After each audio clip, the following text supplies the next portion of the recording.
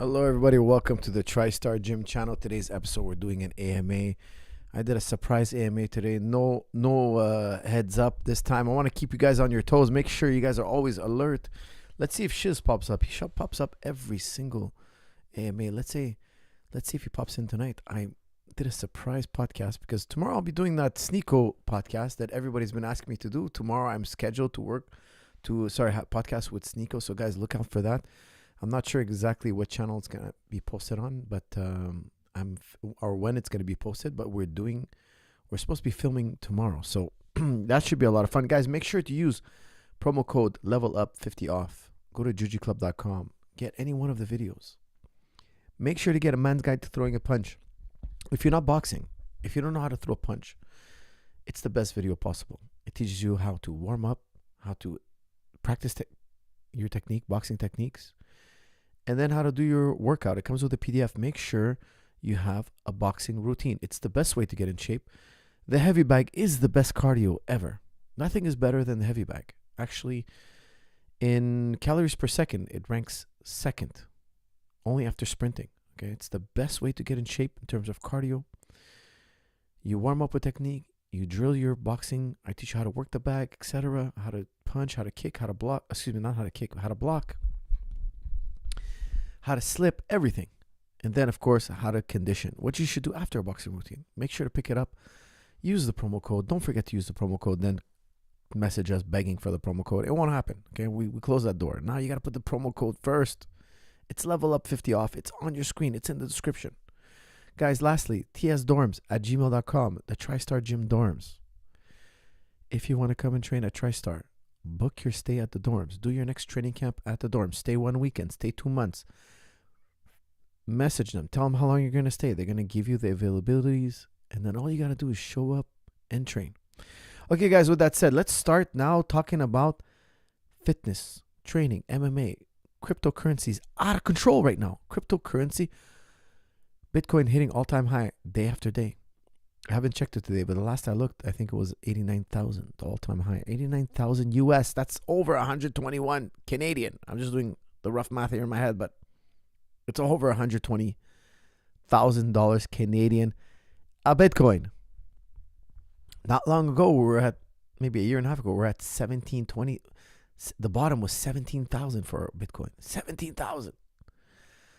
Now we're at 89,000 or 88,000. Actually, let me take a quick look here. What's Bitcoin been doing today? Every day I wake up, when I look at the news, I try to see what's Bitcoin at. And now we're at, let's see the market here. 87. Okay, a small little dip. Pullbacks are to be expected. People are taking profits. I think it's going to skyrocket. Will it hit over 100K by the end of the year? I think so. Some people are calling it the Trump pump, because Trump was elected. He promised to not only make Bitcoin legal, but the US is going to start buying Bitcoin. He's going to make a treasury, he says, of Bitcoin. The US is going to get into the Bitcoin game. Very interesting.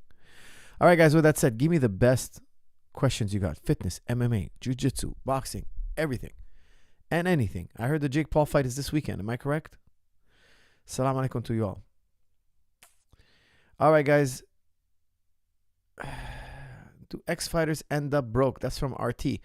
Look, I'll tell you something. A lot of fighters end up broke and working a regular job and whatnot. You know, they're in their youth. They had the rush of fighting, competing. They had that adventure, and then later on, you know, their career dims down, and then some guys get a regular job and they try to, you know, hustle and try to make it and whatnot. But the fighters who make it, usually, they make big bucks, and then they invested. They were good enough to make the big bucks, and then they invested. And then the rest of their life, they live, you know, just doing what they love. I know a lot of fighters who made it very far enough that they made a lot of money to invest, and they're not broke. U.S. to push a digital currency. That's from Larry Bird. Well, you know, a lot of people think the governments are going to have their own digital currency, which is very possible. It's not impossible. China has already done it. So basically, it's a government-controlled currency. So if you buy a pack of gum, the government knows. The government can shut down your wallet. It knows exactly what you're buying, what you're spending. There's no privacy. from what I heard, and I haven't followed up, but from what I heard, the Chinese were like not willing to use it or not wanting it. Why? Because it's surveillance. It's surveillance. It's surveillance. I think it's going to be a very difficult thing to do to administer on a people like in the U.S. I think the U.S. is going to rebel. They're not going to, the people are going to be really upset about it. So I think it's a long time from now. If this ever happens, it's going to be a long time from now, because the people of the USA are going to rebel. They're going to do a backflip if they try to do this. Now, Canadians, I think, will go more along with it. They're going to be more laid back, and they're not as rebellious, and they're not as they're more trusting of their governments, etc., which I think could be a major error. But that's the culture here. People are much more trusting of their government. Salam, Coach, what do you think about Trump's announcement that Elon will head a new agency called Department of Government Efficiency? That's from MSES. I don't know. I think time will tell. It's too early to tell. Hopefully Elon makes some good decisions. He's an honest person. He does the right thing. A lot of people criticize him and whatnot, but he kind of went to Israel to kiss the ring. But I think he also did that because he needed Israel's permission to get Starlink to the people of Gaza. So he wanted to give Starlink to the people of Gaza, and Israel wouldn't allow it. It was kind of like there was a lot of friction between the two groups. They brought him in, and he got permission. So he sang a song. He cooperated to a certain degree to get the Gazans Starlink. And I think, it was for humanitarian aid, right? For their hospitals, etc. So I think it's the lesser of two evils. I think what he did was the lesser of two evils. He played ball because, originally he was saying, look, every time you kill Palestinians, you create more Hamas. It's not the right way to go about it. And then, they were furious about him that he was going to not only support the Palestinians, but also give them Starlink. I checked on BDS. Tesla is not listed on BDS, which tells me that, he's not doing anything vicious. Time will tell. We'll watch them closely. And I'm hoping everybody, all the leaders around the world, come together to try to push for peace and coexistence. I think everybody who's committing war crimes should be held accountable, whatever side you are on. Doesn't matter what side you're on. Doesn't matter your skin color, whether you're one religion or another, or one skin color and another, or one from one nation or another. We have rules of war for a reason. We have international law for a reason. And I think anybody who breaches international law, and I think both sides have, but I think, Israel has done far more before and after October 7th. Okay, before and after. Definitely after. They're starving people, they're bombing people, they're massacring people, the UN just came out and said over 70% of the casualties are women and children. Like, this is absurd. It can't be that we can overlook this. It's impossible. And don't anybody ever tell me the US is all about human rights and they're trying to spread that's all out the window. That's all out the window. With me, they're the most cruel, the most vile. It's unacceptable. It's unacceptable to murder so many innocent women and children. And every day we got to wake up and see more people dying and murdering and stomping on innocent women and children and starving them to death.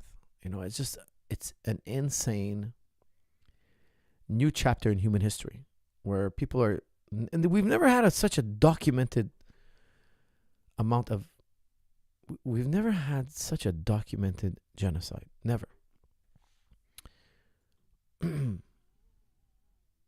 Is everyone on steroids in the UFC? That's from Henry Truong. Henry, not everybody, but I think there's a lot of guys who take it and they try to pass the system. They try to get by. They play the odds. They test you for a whole bunch of stuff. Maybe you get caught. Maybe you don't get caught. Maybe you cycle off and on and you just risk it. And I think there's a lot of guys who are smart and they have like people behind them trying to help them get through the test.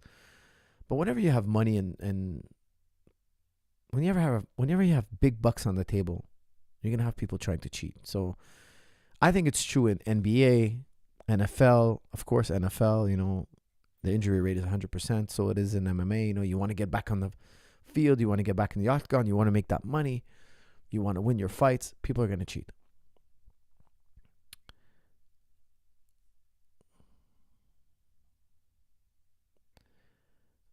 RT, let's do crazy relationship questions later. Okay, let's talk about fitness, business. Let's do MMA fights, upcoming fights. I know Jake Paul is this weekend as well, I believe, versus Mike Tyson. That's interesting. Mike Tyson's way past his prime, but he's fighting Jake Paul who looked bigger. I saw a stare down. I don't know if it was AI generated or whatnot, but Jake Paul looked a lot bigger. Do you know any great MMA gyms in Virginia? I'm 25 and really want to train and go as far as I can. I have a little BJJ, but that's about it. That's from Prab. Unfortunately, I'm not sure about Virginia.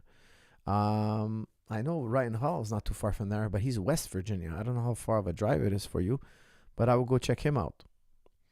Chris Langan interview. When? Highly anticipated. Oh, Port Film. I haven't corresponded with him. Maybe it's possible. Maybe I read him an email and we try to chit-chat about his CTMU. It's for those of you who don't know, Chris Langland is one of the highest scoring IQ in the United States today. Okay, the man is quite a brilliant man, and he wrote the CTMU, which kind of reminds me a lot of Hegel's work. And I would love to interview him. Now, his work, I've gone through his work. His vocabulary is quite extensive. It's quite extensive. And there were a few things that he said in there which I thought were not totally tautologies, but presuppositions. And I would like to ask him how and why he refers to them as super tautologies. A super tautology is something that's true by definition. It can't be otherwise. But I couldn't see how exactly certain things that he claimed were super tautologies were actually in effect super tautologies. For me, I felt there were some assumptions that are presuppositions.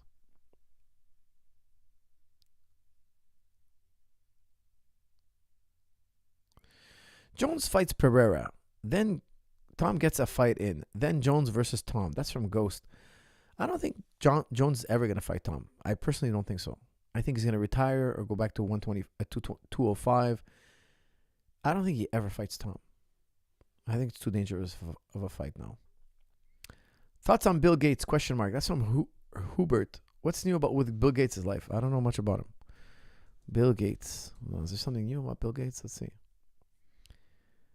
Billionaire Bill Gates, Jeff Bezos, Sam Altman are investing in nuclear energy.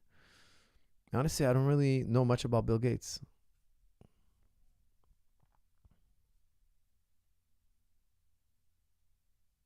Do you think people talk about who the GOAT is too much? It's a world of different journeys that sometimes don't get talked about. That's from Prab. Yeah, I think people emphasize way too much. That's a good point, Prab. Who's the GOAT? Who's the GOAT? People are obsessed with who the GOAT is. I think it's fun, but you're right. I think people have different journeys. You can be a guy with 3 losses and you can beat a guy with 0 losses.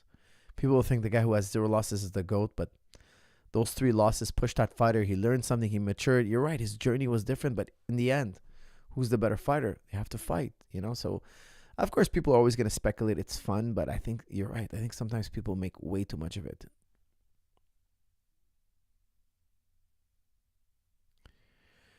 Please contact Rudy Rushman so you can hear a reasonable opposing perspective on the conflict. He was recently on McGill and Concordia campus. Yeah, I'm familiar with Rudy. I've seen him I've listened to some of his debates. I listened to his Noam Chomsky debate. I really believe he's much more balanced. He's not eradicate the Palestinians, murder them all. They don't belong here. They never existed here. They have no business. He's not like that. He's a much more reasonable man, and I think both sides have to have a reasonable approach, and both of them have to learn how to coexist. And I think Rudy's one of those people. I think is, I don't know too much about him, but he's much more realistic, and he's much more, I would say, fair, much more fair.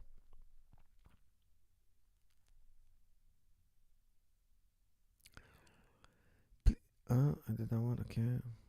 Oh, Shiz. You see, Shiz never misses I tried to surprise Shiz today. I'm like, let me go on, because usually I do my podcast on Wednesdays. I'm like, let me try to surprise Shiz on a Tuesday. Let me keep Shiz on his toes. And let's see what he did. He popped up. Look at this. Mr. Thompson, could you please mention when my bro Kamzat dropped Gilbert Burns with one punch and showed funny dance. Anyone remember? Coach Kamzat is a risk taker and loves to stand and bang, even though he is an elite wrestler. I don't know. Are you talking about Mr. Thompson as in Josh Thompson? Josh Thompson, with the podcast with Big John. He didn't mention that Kamzat did a dance. Did Kamzat do a dance when he dropped Gilbert Burns? I can't remember. I have to go back and watch it. But I think when he dropped him in the end of round 1, if I remember correctly, like hit him with like a really hard jab. Did he do a dance? I can't remember. Is Kamzat a risk taker? 100%. He is a risk taker. He's got blood and guts in him, man. He's got blood and guts. He's definitely a risk taker. And yes, we love him for it.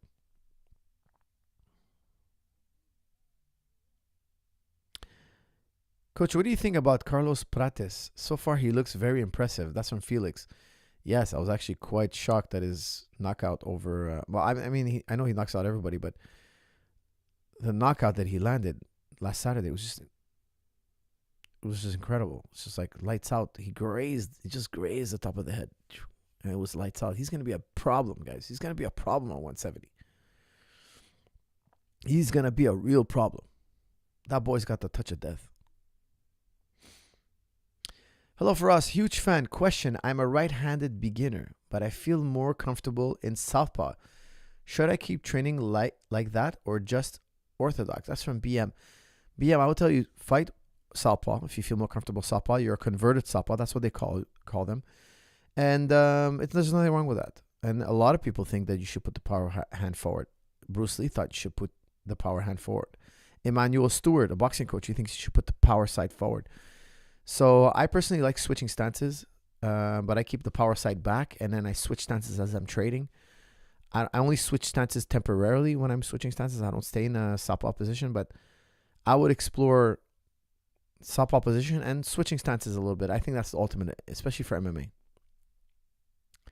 Jello coach, that's from Muhammad Amin Alida. Well, Jello to you too. Thank you. What is a good game plan for Tyson? That's from RT. Look, he's got to move his head. He's got to hit that body. He's got to dig that body. If he doesn't hit Jake Paul in the body early, if you guys don't see body shots landing early, Jake Paul's going to run away with it. Okay? Because I'll tell you, Mike Tyson is not in his prime now. I saw him working out. He looks like he's in tip-top shape. He looks like he's on the gear. You know, he looks like they got him all geared up, if you guys know what I mean. But still, his knees look a little bit brittle. His movement looks a little bit brittle. All the exercises are really short. They're just a few seconds long. He has a small amount of effort in him. So he's got to get it done early. You know, he's got to hit that body early. He's got to crush the body of Jake to open up the head. Because Jake's going to be like really covered up and moving around and jabbing and moving around. He's going to be trying to not get hit early on. And he's got to dig that body. Coach, when is the Sneeko stream? I'm supposed to talk to him tomorrow. So I'm not sure if you were streaming live or we're just recording. So that's up to him. Mike Goodwin, our old friend Mike Goodwin. What's the name of the AI crypto you liked? Okay, guys, I'm not recommending you guys buy anything I say. But it's pronounced DAO, but it's spelled T-A-O. So T as in Tango, A as in Alpha, O as in Oscar. Now, guys, I'll tell you something. DAO, which is spelled T-A-O, also known as BitTensor. A lot of people think it's a big scam. Okay, and I'm telling you guys, a lot of people think it's just all hype. There's no real working AI behind it. And they just get people to hype it up, talk about it, and people buy the coin, and the coin goes up. And then the guys who founded the project, they dump on you, meaning they sell their coins all of a sudden. Okay, so maybe the coin was worth a penny once upon a time, and everybody starts talking, hey, you guys hear about this BitTensor, DAO, T-A-O? Everybody starts talking about it, and then, oh yeah, let me buy that new AI. Oh yeah, it's got AI. And all they did was images. You know, there's nobody working on the project, okay? Now, there is people working on the project. I'm just telling you, be careful in crypto because a lot of it's all hype. 98% of it is all hype. Now, I'm a big believer in Bitcoin. I think that's going to be here 50 years, 100 years, 200 years. We're going to be in the dirt. We're going to be worm food, and Bitcoin's still going to be going. That's what I think, okay? And the reason why is because it's reached critical mass. People are using it. It's a network effect. The network is the value. Okay, so it's like the Mona Lisa, right? The Mona Lisa is special because it has a place in history. It's not the painting. If you saw the Mona Lisa in a garage sale, if you saw the Mona Lisa in a garage sale, and you didn't know nothing about the Mona Lisa, you didn't know nothing about Leonardo da Vinci, you didn't know nothing about the history of Mona Lisa, and I tried to sell it to you for $1, you probably wouldn't want it. You're like, I don't want that thing in my house. It's not that good of a painting. Now, maybe you might like it, maybe you don't, but you probably wouldn't give me more than $20 for it. But ask France how much they would sell the Mona Lisa. They'd probably tell you it's priceless. There's no amount. You could bring $1 trillion, we still won't give you the Mona Lisa. Why? It's a part of their heritage, part of their culture. It was painted by Leonardo da Vinci. There's only one ever. There'll never be another one. There's this scarcity. Now, Bitcoin is kind of like the Mona Lisa. It's the first crypto. It's cool to have. And it's much more than that. There's a network effect. It's reached critical mass. There's so many people using it. It's the ledger we all need. A trustless ledger. We don't have to trust a government body or an entity of any sort. It's a computer. It doesn't decide things. It just does what it's programmed to do, what it's been programmed to do. And because there's so many people using it, it's like Facebook. Okay, the more people use Facebook, the more it's worth. The more phones you have, the more phones are worth. Imagine there was only 2 people with a phone. And then you buy a phone. And you're like, oh, there's only 2 other guys I can call. There were only 3 people who have a phone. It's not really worth it. I don't want one. There's only 2 people I can call. I don't even know those guys. Now imagine everybody has a phone, which is the case today. Well, you better have a phone because everybody's talking to each other. Everybody's cooperating in a sense. Are you not going to be part of this network? You have to be. So the more people are cooperating on Bitcoin, exchanging on Bitcoin, using Bitcoin, the more it's valuable. Instead of using fiat, we're using crypto. It's a superior ledger. So back to Tau. Okay, so you asked me about Tau. Look, Tau, I think, is gonna increase in value. Now, will this project be here 5 years from now, 2 years from now? Are we talking about BitTensor 2 years from now? I'm not sure. Okay, I've heard a lot of people say it's highly inefficient. I've heard a lot of people say, I'm just listening to these YouTubers that claim to have researched it and looked into it. A lot of guys say, oh, it's the future, it can't be stopped. And a lot of guys say, no, it's just purely inefficient. It's just a bunch of people answering the same question over and over again. They're all incentivized to give you a BS answer so they can get a little bit of the Dow coin. There's a lot of criticism. I like to listen to both. I like to listen to the people who criticize it. I like to listen to the people who praise it. In my opinion, look, I dip my toe in it. Why? Because for me, it's an altcoin. It can moon, it can crash, it can fall. But if you want to put your money somewhere where it's secure, I will tell you for sure, much more secure is Bitcoin. Bitcoin has reached critical mass. BitTensor is nowhere near reaching critical mass. It's just a hype bubble, as best I can tell. So I would tell you, I bought because I think it's gonna increase in value. It's gonna go. Why? Either because it's a hype bubble or because it actually works. Now I'm hoping it actually works and it's here 10 years from now, because I'm gonna be one of those guys who invested in it. Now I'm very interested in investing in AI and crypto. All the projects that merge crypto and AI together, I want to invest in. And I know I'm going to hit I might hit a few duds before I hit a really good one. But I'm in the position where I can do that. Okay, so if you're not in the position where you can do that, in my opinion, I would tell you the safest way to approach crypto, so you don't lose your shirt. You take money that you're ready to live without for 4 years. Now, let's say you have, I don't know, $2,000 in your account. Let's just say, I'm just giving you a round numbers. I know some of you might have 20,000. Some of you might have 250,000. Some of you might have 2 million. Okay. But let's say you have $2,000 in your account and you're like, look, I can live without $500 for 4 years. I would buy Bitcoin because in 4 years, in a 4-year cycle, you will not lose. That $500 will be, look, it's funny because I made my son put $400 in Bitcoin and now he's at $1,000 and he's like super happy. And that was maybe 2 years ago. I told him, look, that $400 you put in the next 4 years, there's no way you're going to lose. Unlikely, okay, highly unlikely. Why? Because the Bitcoin cycle has never lost over 4 years. Now, it doesn't mean that's never going to lose in the future. It's just highly unlikely because it's snowballing. Bitcoin is snowballing. Now he's at $1,000. He's up $600. And I'm trying to teach him that's investment.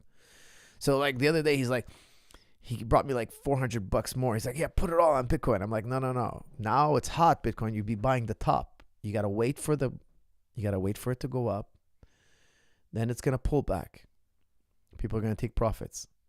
You gotta wait for the crash. You're young. You don't want to go on the roller coaster ride. Wait for Bitcoin to drop 40%, 50%. Then you buy. When everybody's selling their crypto, it's a crypto winter, then you buy. But you buy with money you're ready to sit without for 4 years. Now, you might make your money back in 2 years, 3 years. You might triple your money. But the maximum time you're going to have to wait is 4 years. I think we still have many more cycles to go. So now, for those of you who are in the know, you know that Bitcoin's about to moon. After Bitcoin, it's going to be Ethereum and Solana. So right now, I wouldn't be buying Bitcoin. I would be buying Ethereum or Solana. Or after Ethereum and Solana, you're going to have the altcoins that are going to just skyrocket. Now, which altcoin? I'm not going to mention any, okay? Because a lot of them are like really, really sketchy. So I don't want to mention any and get you guys. But the altcoins, they go 100x, 500x, 250x, 1000x sometimes.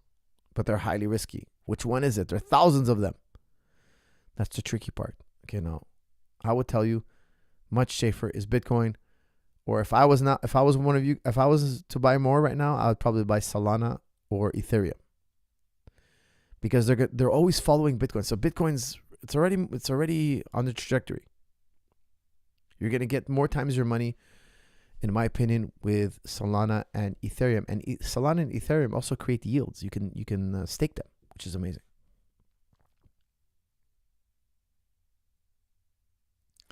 Hello, Coach. Can you truly say that if 17 is a good age to start MMA and to go to UFC and be champ? That's from Muhammad. Yes, it's very possible. Very, very possible. Especially if you have a good trainer, a good team. Yes.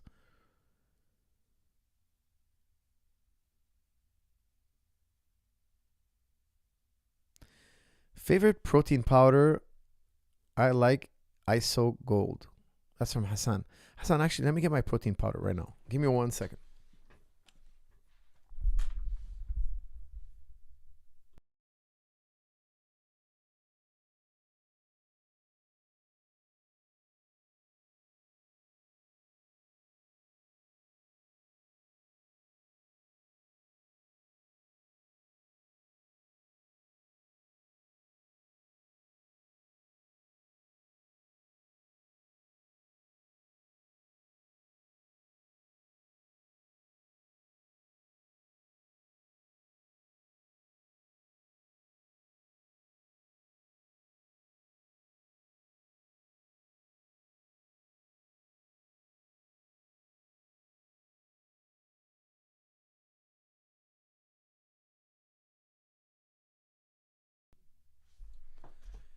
Yes. I also take ISO Gold. Well, is this the ISO Gold you take? This one right here? This one is really good. 100% whey. 27 grams of protein. And 120 calories for 1 scoop. This is what I take. I have like 4 or 5 of these. I have all different flavors. Like, I use them a lot for making desserts and stuff like that. I love it. It's a really good protein. I highly recommend this one. ISO Gold. What were your thoughts? What were your thoughts cornering Cajun versus Islam? That's right. Cajun Johnson fought Islam Makhachev. Look, I knew it was going to be a hard fight. Makhachev had just so much more wrestling experience and years of wrestling. It was just going to be tough. You know, so much years of grappling. And Cajun had come off like a 3-year injury. He broke up orbital he broke his cheekbone here basically. And he had to get reconstructive surgery. He had to get a plate put in his face. So he was out for 3 years. So he had a major setback before climbing his way back into UFC. So it was a very difficult time for him. Dogecoin to the moon, Coach. That's from Rainbow. Dogecoin is mooning, guys. Dogecoin is mooning. Now, I don't recommend... here's the thing. I can't believe a coin like Dogecoin is mooning. But it is. Is it going to be around for a long time? It might be, man. It's become part of the culture. It's just crypto culture now. Dogecoin is cool. So maybe if it pulls back or crashes a little bit, maybe I would invest in it. But I do think Dogecoin has found its place. Like, it's become part of the culture.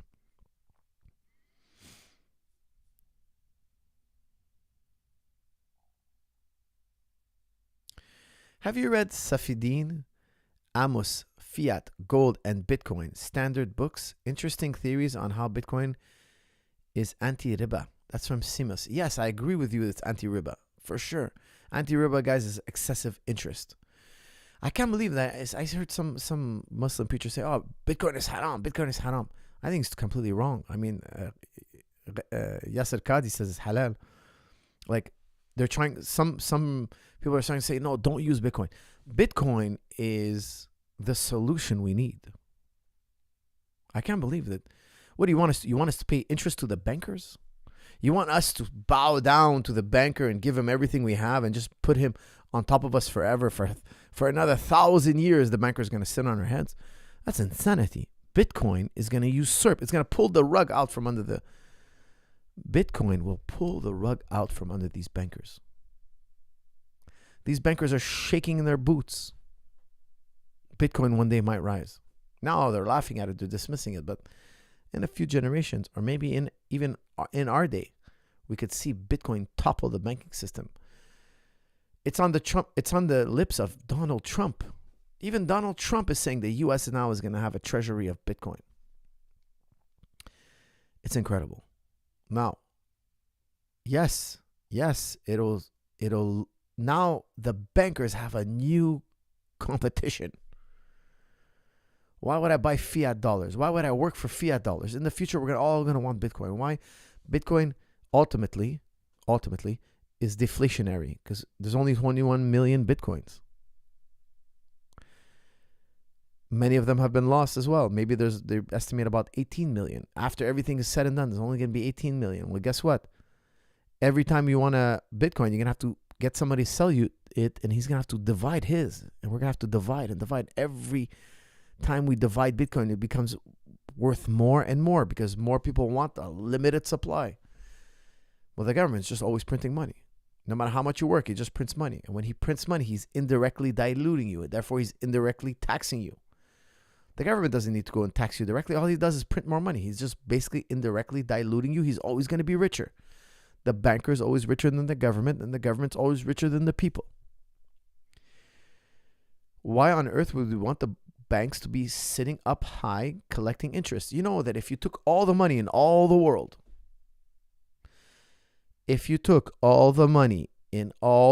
and you gave it back to the bankers, you'd still owe them money. Why? They gave you those dollars with interest. They printed $1 and they gave it to you with interest on it. You owe them $1 back plus interest. Well, guess what? All the money, literally all the money in the world, if we gathered it up, every last penny, and we gave it back to the banker and we said, "Hey, Mr. Banker, here's your money. You wanted your money back? Here it is all." He's going to be like, "You still owe me. But there's no more money for me to give you." Doesn't matter. You still owe me. You still have a debt. It's an eternal debt. Except if we all get on the Bitcoin ledger. Then we won't have an eternal debt.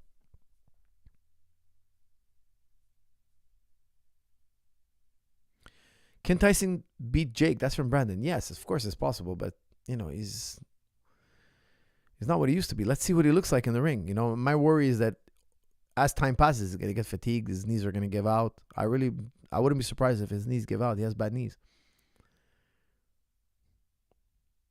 Coach, how can you invest in crypto after the FTX scam? ?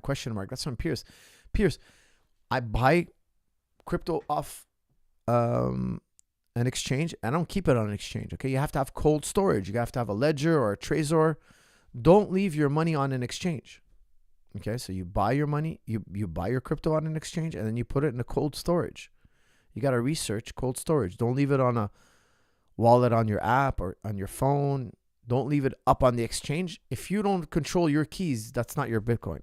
I don't trust. Look, I bought from Quadriga back in the day. I didn't leave my money on Quadriga. I would have got scammed like everybody else.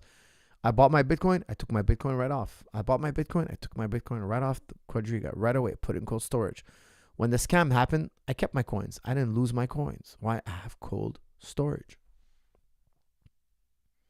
I popped a rib grappling last week. What should I do to get back on the mats ASAP? That's from Ali. Ali, ribs, you have to be very careful. You have to be very careful. You can't rush ribs, okay? So I would tell you, just do technique for a while, then do fitness, whatever your body allows you. Don't roll live, okay? You got to take time with your ribs. And then when your ribs feel a little better, start flow rolling. Start with flow rolling and top position. And tell your partner, hey, I have a bad rib. I'm just going to flow roll. Is that cool? Okay, then we flow roll. I feel okay. I don't feel okay. I did one round. I took a break. You just slowly reintegrate yourself. But be very careful with ribs. It could take a very long time to heal. Be patient. Adam Rogers, I won't be asking him that. Okay, that's not. He's not a historian. Okay, I don't think he would know. He's not a. I don't think he's researched this topic. Okay, and it's not a very tasteful topic at all. Shiz, Coach, the experience goes to Mike Tyson without a doubt. Jake Paul can't show anything new to Mike, even surprise him. Mike fought best of the best. At 57, Mike still has power, and I want round 2 KO. Mike, pull the trigger. That's from Shiz, guys. Shiz, listen, I would love to see Mike win, okay? But he's fighting a guy much younger, much bigger, from what I understand, and in much better shape. For sure, Mike's technically, he's supreme, but it's been a long time since he's had a hard fight, he's been in a hard fight. Now, he did fight Roy Jones Jr., but Roy Jones Jr. is also at the end of his rope, okay? He's lost a lot of fights in the recent history. Roy Jones can't keep himself out of the ring. He's had a lot of fights. Now, once upon a time, Roy Jones was probably arguably the greatest pound for pound, arguably. He's a former shell of himself. He fought Mike Tyson. Now, they're fighting. Mike Tyson's fighting a young guy in really good shape, who's also probably geared up out of his mind.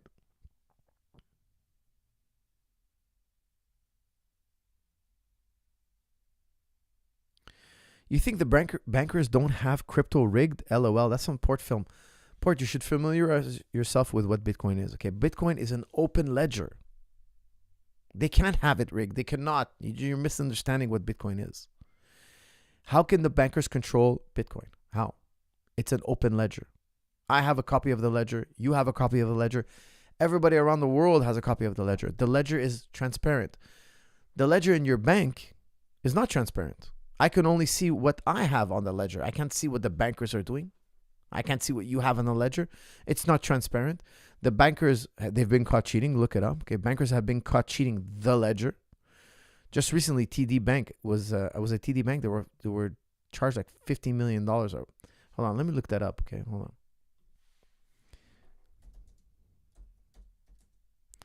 on. Was it 50 million or 50 billion? Can't wait.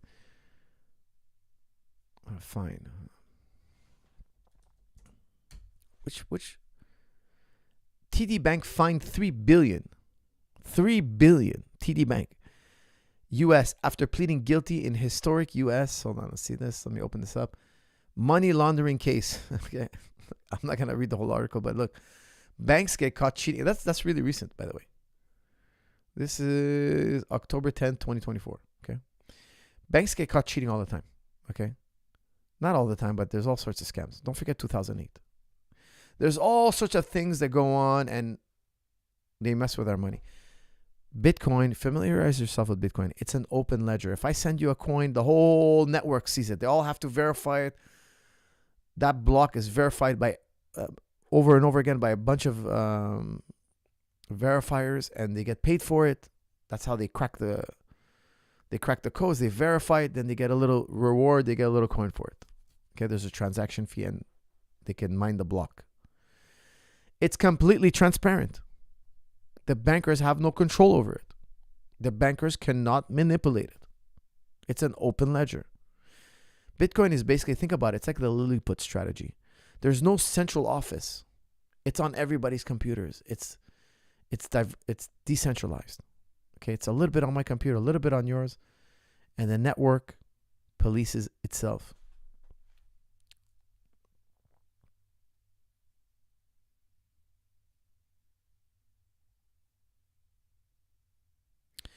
Hello, Coach Zahabi. Do you ever allow or assess people if they can join your amateur/pro classes, even if they don't have much competition experience? That's from Sad. Yeah, usually people come in, they come to pro class. They're like, oh, I have this much experience. I kickbox for 4 or 5 years. We let them, start off with a coach. Have one of the coaches. Okay, keep an eye on him. They're gonna spar, and we'll see if he can hang. If he can't hang, we'll ask him to go to another class. There's another class that's more fit for you. We do assess you. Okay, but we don't just like take people and beat the hell out of them. Some gyms do that. We don't. Okay, you come in, you tell us how much experience you have. If you tell me, look, I've been training 6 months, I'm gonna tell you, look, it's better you go to this other class and whatnot. But if you're really talented and you're good, and you tell me, look, I think I can hang, we might give you an intro. But usually it's guys with experience that come in. We know who they are, or they know they fought somewhere else. They have 4 or 5 fights, and they're like, hey, I'm at this level. They understand what level they're at, and we'll find them the appropriate sparring. Charles Biddle, 3 billion. You're right, my friend. You're very right. It is 3 billion. If bankers didn't control it, it would be illegal. That's from Port. Port, come on, man. Seriously, just do a little Google research, man, and watch a video on Bitcoin. Bitcoin, if you make it illegal, other countries take it. That's why countries are scared to make it illegal. China made it illegal. What happened? Everybody started buying mining equipment. They made mining illegal. So I bought mining equipment all of a sudden. Why? Because the Chinese are selling all their mining equipment. By making it illegal, you're making another country rich. They're in a catch-22. If you block this kind of technology, if you tell people, hey, you're not allowed to have Bitcoin, they're just going to hide their Bitcoin from you because you cannot trace it. You cannot know who has the Bitcoin. It's pseudo-anonymous. And other countries now will get rich off it. It's a new technology that you can't deny. You got to do your research, Mr. Portfilm. I'm telling you, the more you make crypto illegal in your country, the more you're going to be missing out because other countries are going to get rich. There's more for other countries.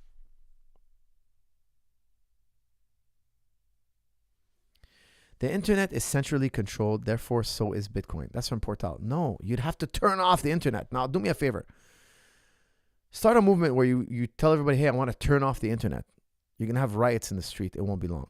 Okay, first of all, imagine Canada said, hey, we're turning off the internet because we want to stop Bitcoin. Canada would go back into the Stone Age. If I can turn on my computer, I can get to Bitcoin. Does a country want to go back to the Stone Age? What are we going to do? We're going to start writing each other letters again? If you make the internet illegal in your country, guess what? Other countries are going to get richer than you. They're going to network together. You're going to be left in the dust. You cannot make it illegal. That's insane. It's like saying, oh, we're going to make cell phones illegal. Why don't you make the telephone illegal while you're at it? Why don't you go back to horses? Why don't you go back to a horse and carriage? Well, I'll tell you why I wouldn't do that. Because everybody would want to leave Canada. If you made the internet illegal, we'd all want to leave Canada. Canada would self-destruct. If you told me the internet was going to be illegal tomorrow, I would leave the country. I'd be like, hey, you know what? I'm leaving. What country will give me a citizenship? I have money. I have a career. I have an education. I'm willing to come pay taxes in your country. Which country is going to take me in? Well, hey, why not come to our country? You're going to pay taxes here instead of paying the government of Canada? Even before that, people would be rioting in the streets. Remember what they did with the truckers and all that? It would be 10,000 times worse. People would go insane. You cannot turn off the internet. Just because something is on the internet doesn't mean you can control it.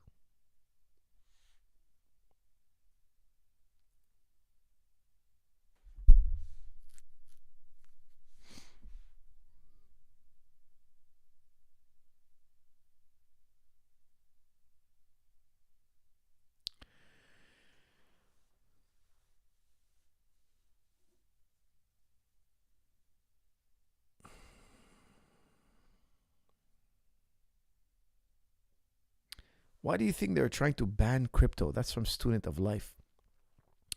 I don't think they're trying to ban crypto. I think anybody who tries to ban crypto is going to become quickly unpopular. Any politician. Trump talked about protecting crypto. He said, I'm going to protect the 50 million US users. We're going to have a treasury of crypto. He's getting on board. He gets it. He gets it that it's the future. It's going to keep the bankers on their toes. I think there's always going to be a fiat money, always. But it's going to keep them more honest because now they have competition. I think Bitcoin is going to be like gold. It's going to be like storing gold. And it's actually going to be very helpful for their economy because the bankers are going to take they're going to take a little step down. The bankers are too powerful. The bankers are too powerful, too corrupt. Hey, coach, is boxing and wrestling enough for a street fight? That's from Student of Life. I would say, look, it's really good, but it's not complete. Boxing and wrestling is really, really good. But imagine a guy like who did Muay Thai and wrestling. He could have problems too. I could see either guy winning, but imagine the Thai guy throws an elbow or a knee, and you're not used to that. You can get knocked out really bad, with a strike like that. So I would tell you, do boxing, wrestling, very good. Then do Muay Thai, Jiu-Jitsu. Like, don't limit yourself too much. XRP is the chosen one. That's from Islam for Kids. I don't think so. I wouldn't look. I bought XRP a long time ago, and I held on to it because I have a strict no selling. I don't sell my crypto. I hope it goes back up. I hope it goes back up. But they've been promising that forever, and I'm not a massive believer in XRP. I think it's a long shot, but hey, who knows?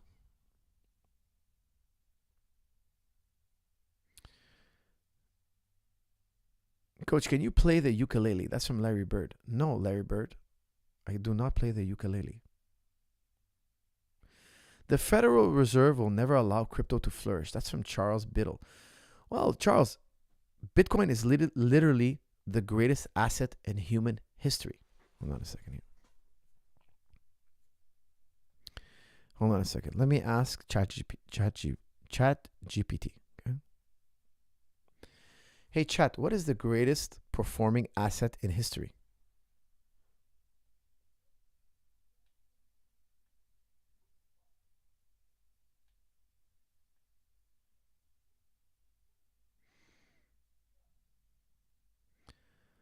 Let's see.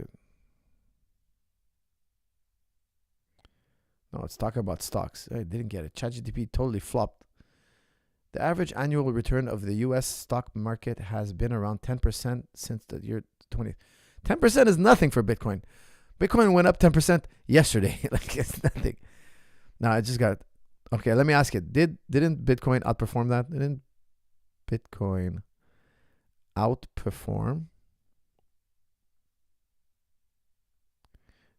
It's going to tell me, oh, I apologize. That's the limitation of ChatGPT. Yes, Bitcoin has indeed exhibited extraordinary returns since its inception in 2009. For instance, in 2013, Bitcoin's price surged from approximately $13 to over $1,100, making an increase of exceeding 5,000%. Such a remarkable gain. That's the problem with ChatGPT. It's like, why didn't it just say Bitcoin? Yeesh.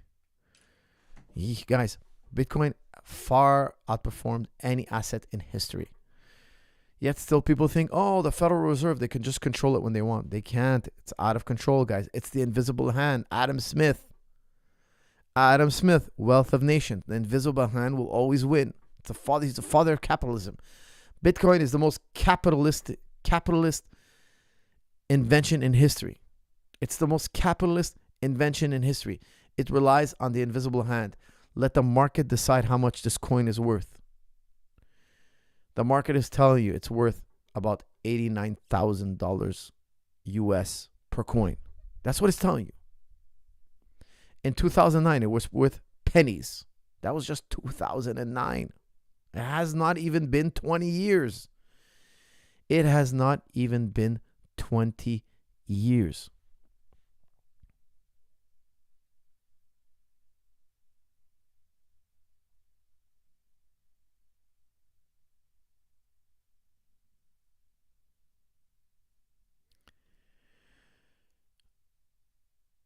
How many amateur fights do you recommend before a fighter goes pro? That's from Boris. I would say 20. At least 20. Do 20 to amateur fights. Coach, thoughts on how to get more energy in your day and life? That's from Water. You have to sleep well, eat well, and exercise well. Now, exercise, don't overdo it, don't underdo it. Build a tolerance and increase.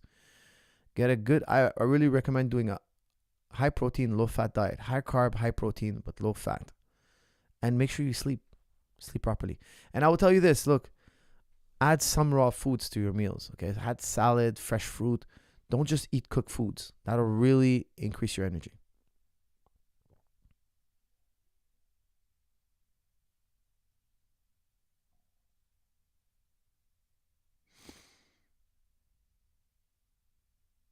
Coach, do you think creatine is a good daily supplement? That's from Tryhard. Yeah, I think creatine is good. I've taken it a bit. GSP's always telling me, you got to take creatine. You got to try creatine. I'm just too lazy to take it. I don't know why. I'm not, it's good. It is good. It works. I do take protein. I do take other stuff sometimes, but I'm just not. I got to get back on the creatine. I bought it. I got to do it. I don't know why. I keep forgetting to take it. I should have took it. You know what? I'm gonna remind myself to take creatine tomorrow. It is good. It is good stuff. It helps you with increase your workouts intensity. You'll train a little bit harder. You'll get a little bit more muscular. Will you do Jake Shields pod? Yes, definitely. KD, me and Jake Shields have been in touch. I should be in Vegas hopefully in December. So if I'm in Vegas in December, which I'm scheduled to be, I will definitely hit up Mr. Jake Shields.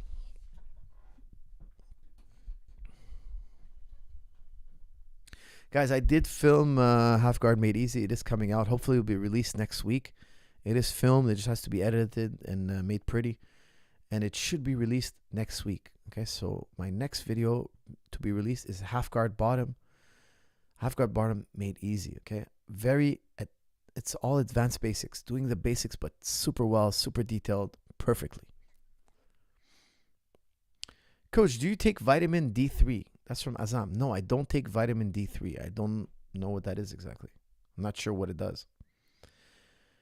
Coach, could you read my Mike Tyson theory for all fans, please? Mike is a living legend. But I did read it. Chiz? Okay, here we go. Oh, here it is. Okay, here we go. Shiz, thank you for the super chat. Here we go. Mike, if you're reading this, you represent my generation, 90s, and older generations. I know you made deals with Jake behind closed doors. Remember, we are rooting for you. And please, let your ego take over and choose pride over money. Shiz, you're wild, man. Is Jake Paul paying Mike Tyson to take a dive? Guys, Mike Tyson has problems with the IRS. From what I understand, every time he makes money, they take half because he owes them millions in back taxes, right? And interest and whatnot. He didn't do his taxes. He got screwed royally. He made millions of dollars and they screwed him. Everybody screwed him. His accountant, everybody. And they're like, hey, Mike, now every time you make $1, you owe us 50 cents. That's what I heard. It happened to Mike. Now, Shiz is a very smart man. He's thinking, maybe Jake is going to give him maybe crypto. Maybe he's going to pay him in crypto. The IRS can't trace that. Or maybe it's going to be a giant suitcase full of money. And they're going to ask Mike, hey, Mike, you're going down in the first. Or are you going down in the second? And Shiz is like, no. You take that suitcase and you knock Jake Paul out anyway. I don't know. Time will tell, guys. Maybe Mike Tyson knocks him out and takes that suitcase anyway.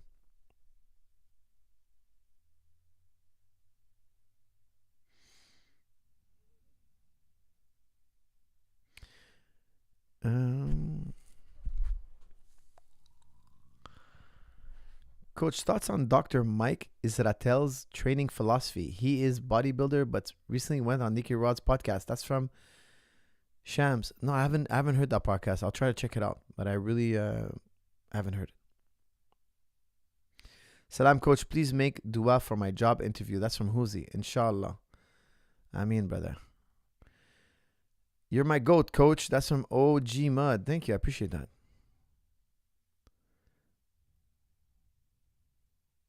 Coach, you got to do a pre-fight analysis for Muhammad Hijab's upcoming fight. That's from Ali. Yeah, maybe. Who knows?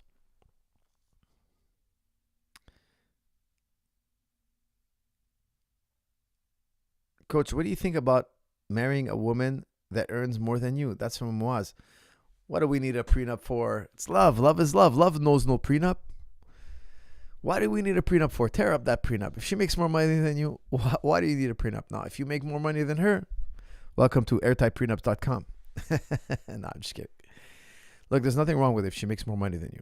But sometimes it can go to a woman's head and she can feel like, she's the boss of the house. So I could see friction in the future. I could see, I don't know how I would handle it if my woman was making more money than me. it depends how she would treat me. If she would respect me, nonetheless, I'm still the man in the house, if there's a strange sound in the middle of the night and she still, she needs me to go and check, of course I'm the man, I'm going to go check. But if I felt like she was emasculating me or like putting me down, or I might abandon ship, It depends. If she has a humble attitude, she's respectful, it would be okay. It wouldn't bother me. Now, I would think that most women, it gets to their heads. It'll get to their heads. I make the money, so therefore I'm going to call the shots. I got to be honest with you guys. I couldn't live like that. I couldn't live with my woman calling the shots. Any woman. It's not her in particular. I just couldn't live like that. I don't know why. Maybe I'm crazy. Maybe I'm old-fashioned. Maybe I'm a lunatic.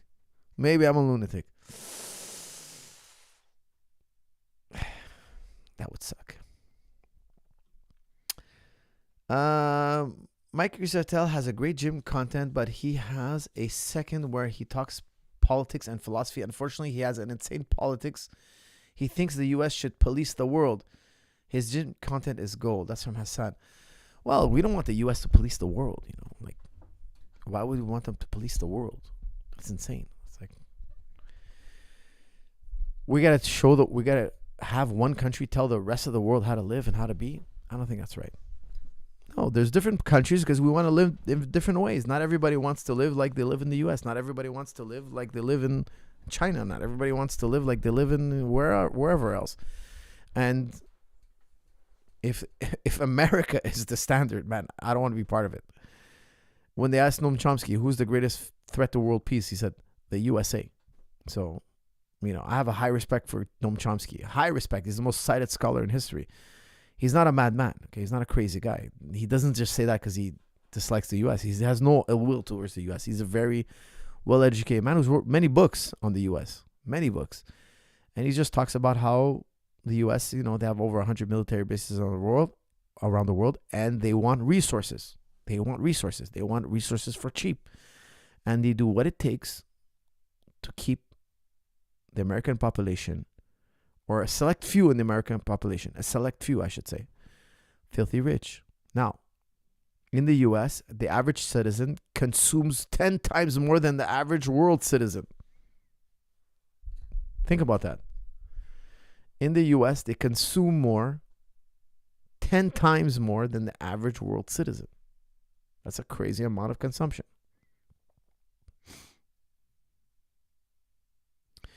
Hey, Coach, in martial arts, you meet all walks of life. What is the latest culture you learned about that you never heard about before, yet fascinated by? That's from Yanni. I recently met somebody that was...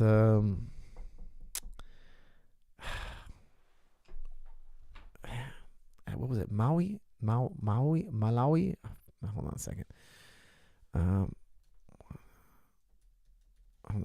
Let me just look it up real quick. She was from the Polynesian Islands. I remember now because she had the same thing as heritage of Moana. Because I was like, oh, like Moana. She's like, yeah, exactly like Moana. I was like, okay, because my daughter loves Moana. She loves Moana, the Disney movie. My daughter used to watch it all the time.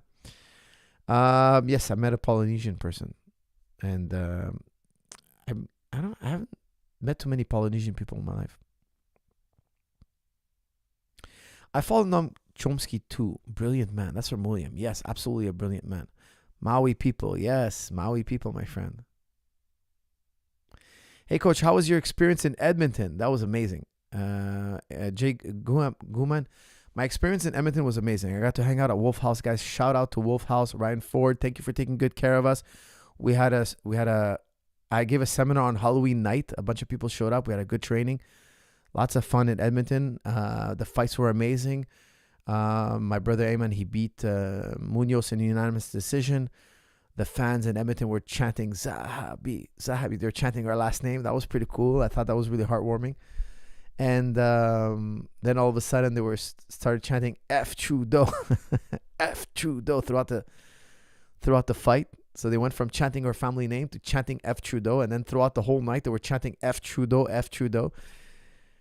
Trudeau is not, the Prime Minister of Canada is not popular in Edmonton, let me tell you. I think they must have chanted it 10 times throughout the night. They just all started chanting that. I found it to be quite funny, actually. But it was surprising. I didn't expect them to start chanting that out of the blue. Just out of nowhere, just start chanting our Prime Minister's name. How much math do you know? That's from Lord Cheese. I did 536, and then I did 536 2-3 times. I wanted to do calculus, but I kept quitting it. I kept quitting 536 I was just too busy. It was just getting too much out of my schedule, 536. I didn't need it because I was doing philosophy, but I wanted to get to calculus just because I wanted to study calculus. I'm a big fan of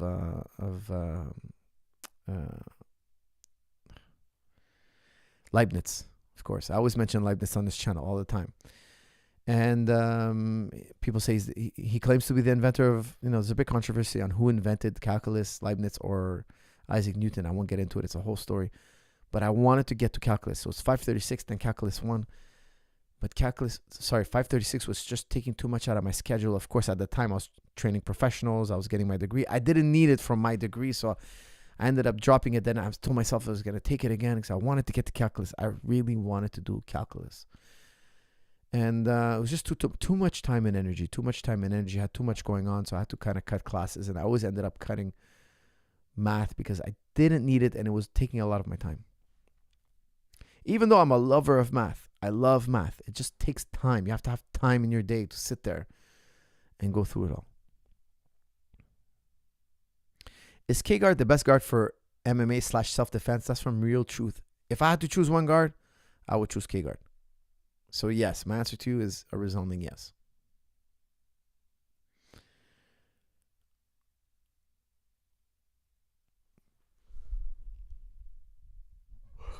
Salam coach, 38-year-old purple belt, took 1.5 years off for back surgery, joined a new gym, got wrecked. They thought I was white belt, demoralized, no stamina, weaker than ever. What to do? That's from Ali Capo. Ali Capo. Number one, never do back surgery, okay? Number one. That's not my words, that's Stuart McGill, number one back expert. Unless it's a life-threatening situation, don't do back surgery. I will tell you right now, step number one, get strong and stable back for life on jujiclub.com. Go there right now. Don't even think about it. Get strong and stable back for life and never have back pain or a weak back again. After that, go to jujiclub.com and figure out what was it in the sparring and the grappling that you got killed. I'm assuming you got your guard passed and crushed. Check out my guard retention videos and make sure you don't get your guard passed. And after that, look at my guard passing videos. Always focus on guard first. Okay, so you probably got killed because you have no guard. Hence the name. Why we call it guard, because it guards you, right? You don't get killed on the mat if you have a very good guard. I don't care if you're smaller and weaker. If you have a great guard, you shouldn't be getting killed. Maybe you don't beat everybody, but you don't get killed. Okay, so one, make your back bulletproof. Make sure to get strong and stable back for life. And then I would recommend, I'm assuming you need guard. So I would get guard retention, then De La Hiva, then K-guard, ultimate K-guard. I would get those videos. Make sure you have a strong guard. That way you can cruise on the mats without getting killed. Coach, going to school at 30, very dedicated to training over 10 years and want to fight MMA. Afraid school will take precious time away. Advise, please. That's from Mo. Mo, I'll tell you, I went through it, man. I was training professional fighters and competing and going to school. It was a crazy time in my life. But I was highly efficient at studying. I was highly efficient. I would tell you. When you go to class, record your professor. You put a tape recorder. 99% of professors will allow you to tape record. They'll allow you to record you don't use tape record now. You just record, right? You have a digital recorder on your phone. When you take notes and then record your notes. I would listen to my notes and I would listen to my classes. I would always record my notes and listen. I make my kids study like that too, because I take my kids to the gym. I tell them, look, record your notes. Listen to your notes. I listen to them when I sleep. I listen to them when I wake up. I would wake up, brush my teeth. I would listen to my notes. I would get dressed, listen to my notes. I would go to school. I'd have to take the metro to go to school in the morning. I listened to my notes. When I got to the class, I've heard the notes so many times. I'm a really good at listening. When I read a book, I'd rather listen to the book than read it. So you get really good at listening, retaining information. I use mnemonics. I did a memory training course. Okay, but the thing is with a memory training course, you need to set aside like 2 months to practice it. You can't just do it in the middle of midterms. It doesn't work that way. Okay, but like if you ever have a summer vacation, learn mnemonics, get a good course on mnemonics and bite the bullet and become a memory expert. It makes life easier. I taught my kids mnemonics at a very young age. It's a life hack, guys. It's a life hack. You must do it. But the thing is, you need 2 or 3 months to really like get your feet wet, get into it. You can't do it in the middle of midterms. You can't do it. You just can't do it. It's just too much. There are ways to memorize things that are far superior than what they teach you in school. I think personally, they should have taught us mnemonics for the first 3 years of schooling. Shouldn't have wasted their time trying to teach us math, science, history, all that. That was a waste of time. They should have just taught us mnemonics, and then asked me to memorize stuff. Mnemonics are incredibly powerful. Get a good course on mnemonics. I recommend Ron White. Ron White is an American memory champion. It's a really good course, actually. Very good course online. But that's when you have 2 or 3 months to yourself, okay? Now, in the middle of midterms, I will tell you, record everything. Make notes, record your notes. Re-record your notes, because the second time around, you do it better. Listen to your notes over and over again. When you train in the morning, let's say you do your bag work in the morning, put on your notes. You got a 45-minute class. You re-listen to it when you're hitting the bag. And just listen to it over and over again. You will retain the information. Coach, please check out Piers Morgan and Dan Bilzerian interview. That's from ALA. I did hear it. Actually, I heard it today. It was only about half an hour long, so I'm assuming Piers Morgan edited so much of it. Look, a lot of what Dan Bilzerian said was right and correct and true. Some of it was wrong. Some of it was too extreme. There's good and bad on both sides, okay? But I won't say both sides are equal. I will tell you Israel is by far the more dangerous of the two. If Hamas wanted to attack Israel tomorrow, if they said, look, we're going to attack them tomorrow, let's attack them, they wouldn't be able to. Hamas is not a threat, immediate threat. They're not an immediate threat. On October 7th, Israel got caught with its pants down. Hamas is not an immediate threat. Israel right now is committing a genocide where they could be doing things far more humanitarianly. They could be getting rid of Hamas. They could be fighting Hamas in a far more humanitarian way. Israel is its own worst enemy right now. Right now, more people dislike Israel. More people are negative towards Israel. The polls show even the young Americans, the future leaders of America, have an incredible distaste for Israel. If you look at the poll, the youth, actually they're linking. Why did the Democrats lose? Because of the Palestinian-Israeli issue. The young voters, about 10 million, didn't show up for Kamala Harris, they're saying. Again, not all the votes are counted right now. It's just the fact that even if all the votes that aren't counted went to Kamala, she would still lose. Okay, so that's why Trump is declared the victor. There's still votes coming in, but a lot of young voters abstain from voting because of the Palestinian issue. The youth don't care about the white evangelical belief that Jesus is going to come back if the Jews are in Israel. That's the whole reason why the U.S. is so supportive. They tell you this and reason, that reason, shared values, all that. That's all BS. It's really because the white evangelical vote, which is still the majority, want Israel to exist because that proves the Messiah is Jesus and that Jesus is going to come back. Okay, they have this whole history, which I would tell you, it's a disgrace. If you're a Christian Zionist, it's a disgrace. Do you really think Jesus would be like, oh yeah, let's bomb them. Yeah, let's starve them. Let's crush them. Do you think is that what you think Jesus would say? Imagine Jesus was here right now. Jesus was like the Palestinians. 1, he was a Palestinian. 2, he was a monotheist. 3, he believed, he's the Messiah. The Palestinians believe in Jesus as the Messiah. Like, how could you be a Christian and say, oh, we should allow Israel to bomb and massacre Palestinians? Like, that's an insane. So a people who doesn't believe in Jesus, you're siding with the people who don't believe in Jesus. They think Jesus is a liar. He's a false Messiah. And then you say, oh yeah, we should support them to bomb innocent women and children. Anybody who's ever read the gospel will tell you that's completely impossible. In the gospel, Jesus, alayhi salam, he says, what you do to these children, you do to me. It's better you have a limestone tied to your neck and you'll be dropped in the ocean than to harm one of these little ones. Like, meaning, like, if you harm one of these little ones, I'm gonna get you. Like, I'm gonna harm you in the next time. I'm gonna crush you. I'm gonna drown you. Like, don't harm these little ones. Like, that's the position the Gospels take towards children. It's a disgrace for anybody who says they're Christian. It's an insult to Christianity. It's an insult to Christianity to say, yeah, the war must go on. We must bomb these people. It's a disgrace. Not only that, they're also bombing and killing Christian Palestinians. They're also living Christian Palestinians. There are ancient Christian churches in Palestine that have been bombed and destroyed by Israel. It's absurd. It's absurd. The whole world should unite against this violence. It's an absurdity.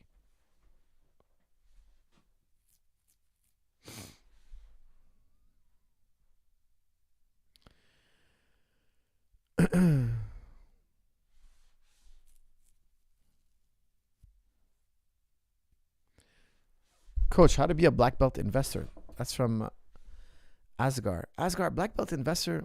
You have to really. I think you gotta find the mentor. Like a Warren Buffett, and kind of study his life and see what how he thinks, and kind of like study the market. You got to spend a lot of time doing that. I personally don't. Okay, I don't do that too much. I study the market a little bit. I'm not a full-in black belt investor, no. But when a cycle comes like this, that's the cycle we're seeing right now. A blind monkey can make money in crypto. A blind monkey. Just take money and throw it almost anywhere. It's going to go up. Crypto is pumping. Look, crypto, I don't know, it was like 4 years ago, it was like at 3 trillion. Now it's at like, I'm not sure the total amount, but it's going to get back to 4. It's going to surpass that because the cycle is always getting bigger. Look, a blind monkey can make money in the cycle the way it is now. It's on the verge of another pump. Bitcoin's going to moon. It's going to go to 100K, and then the other coins are going to follow. So just pick a coin that you think is hot.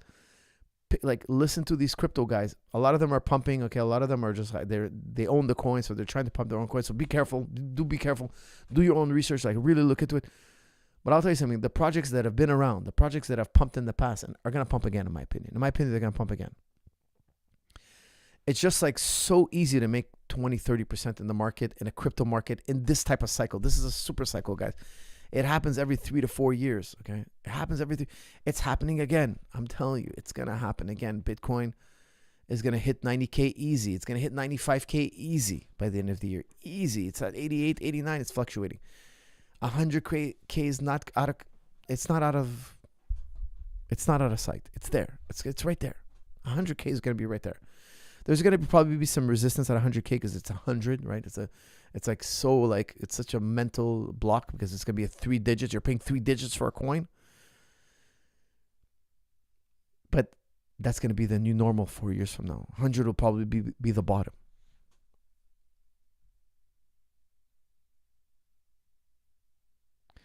Salam, Coach. Please watch my final architectural thesis video on displacement. Search final thesis with audio, TAD Studio. It's 15 minutes. Skip intro if needed. Architectural thesis? Okay, let me look it up. Let's see. I might look at it, okay? I don't know. I can't promise you. It can't be too boring, okay? Because everybody's going to kill me in the chat. Final thesis with audio. This is interesting. Final thesis with audio. Hold on a second. What am I looking for? My final architectural thesis video on displacement. Search final thesis with audio / TAD Studio. Okay.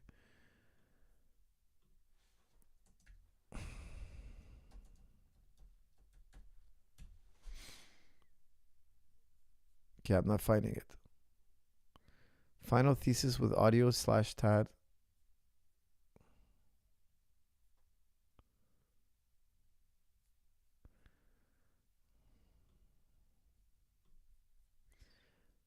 Architectural thesis video on displacement. I'm searching it. It's not coming up.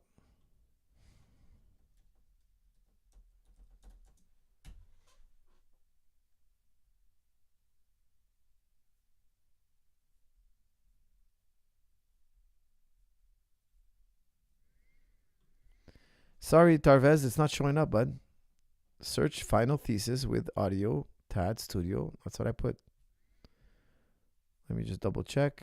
I put TAD Studio. Yeah, I put it there, man. It's not coming up.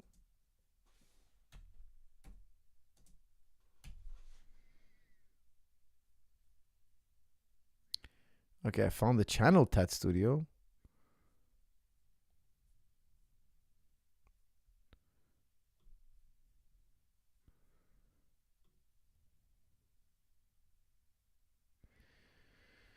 All right, my man, you're going to have to set it up again. Salam, Coach, what is your best argument against veganism? That's from Braveheart. Wow. That's a very hot topic. Like, I admire veganism because their heart's in the right place, okay? Their heart's in the right place. They want to minimize suffering. I'm all for that, okay? And I'm totally against factory farming. I think it's brutal.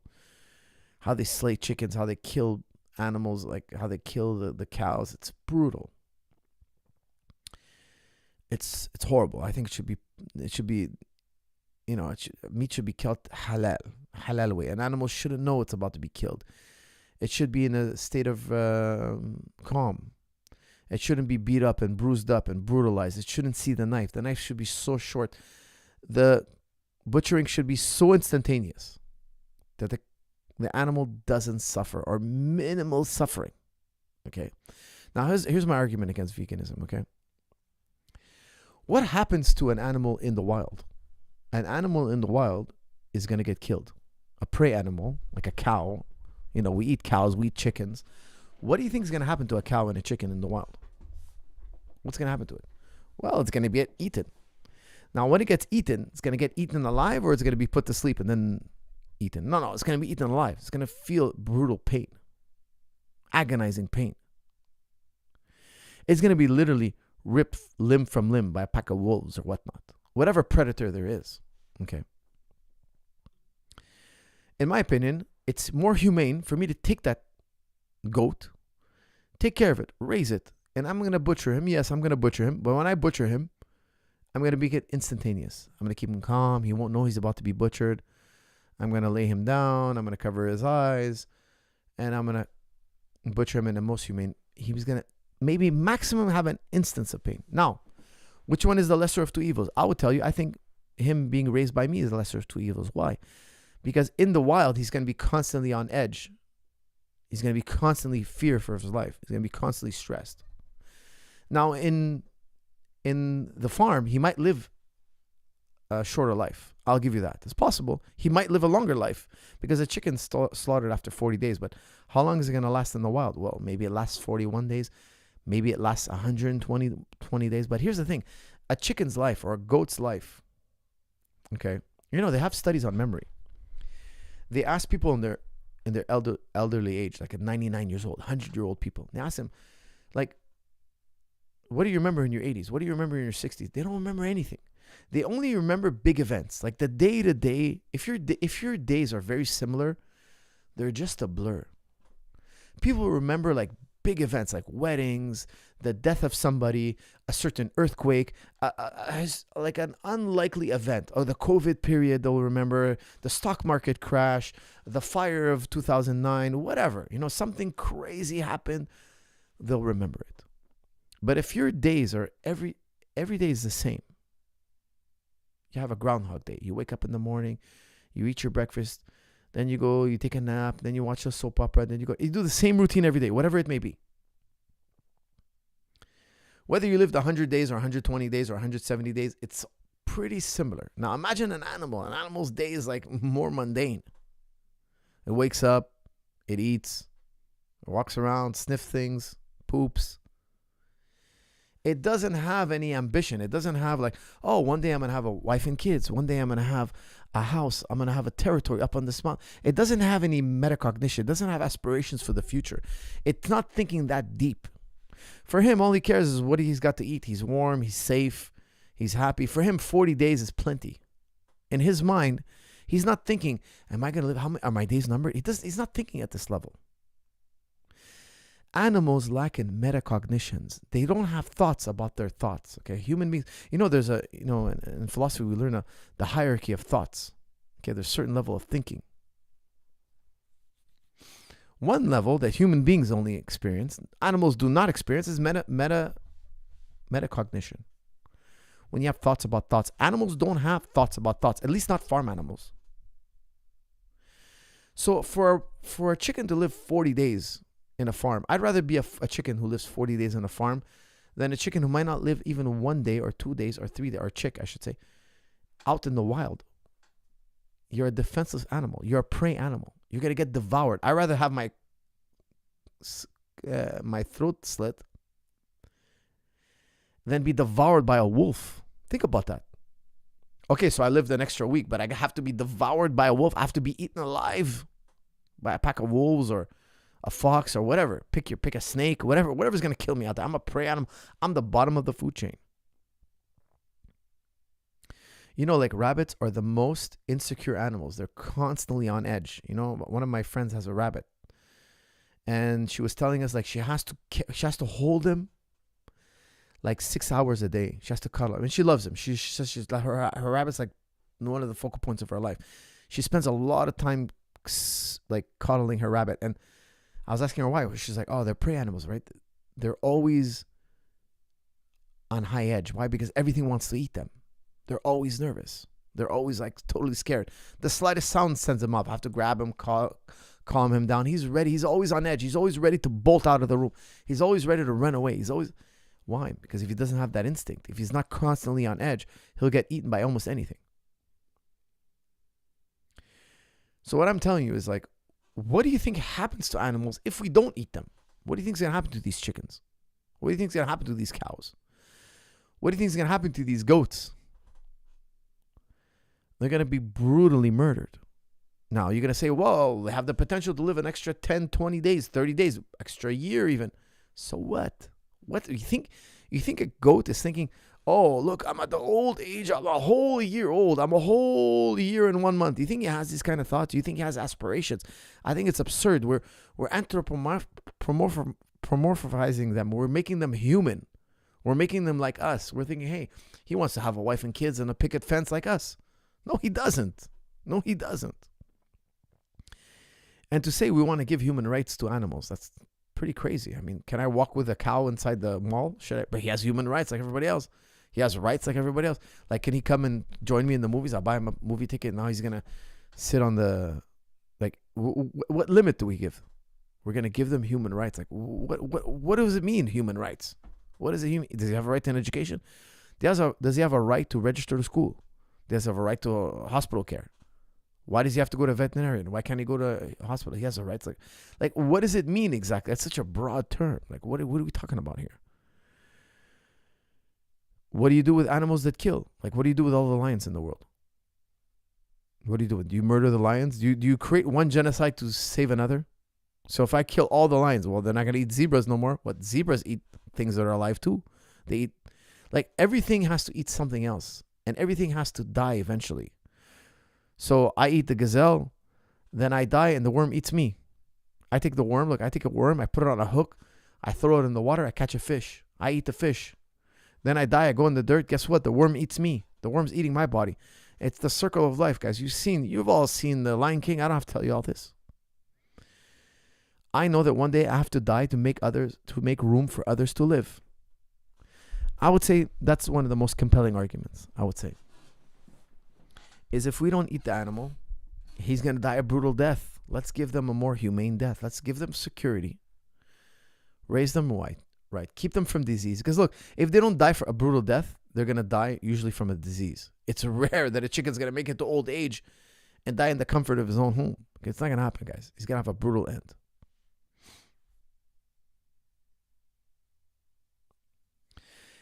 Any tips? Oh, I skipped one. Excuse me, gentlemen. I skipped one accidentally. Hold on a second here. I got an influx of super chats and my whole thing is resetting.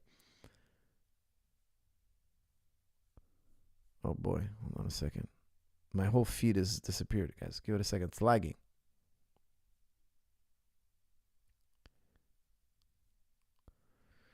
Oh boy. YouTube is really killing it.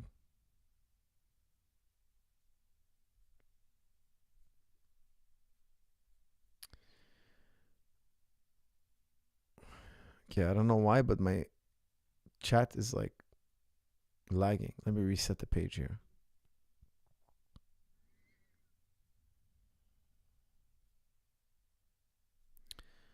All right, here we go. It's back.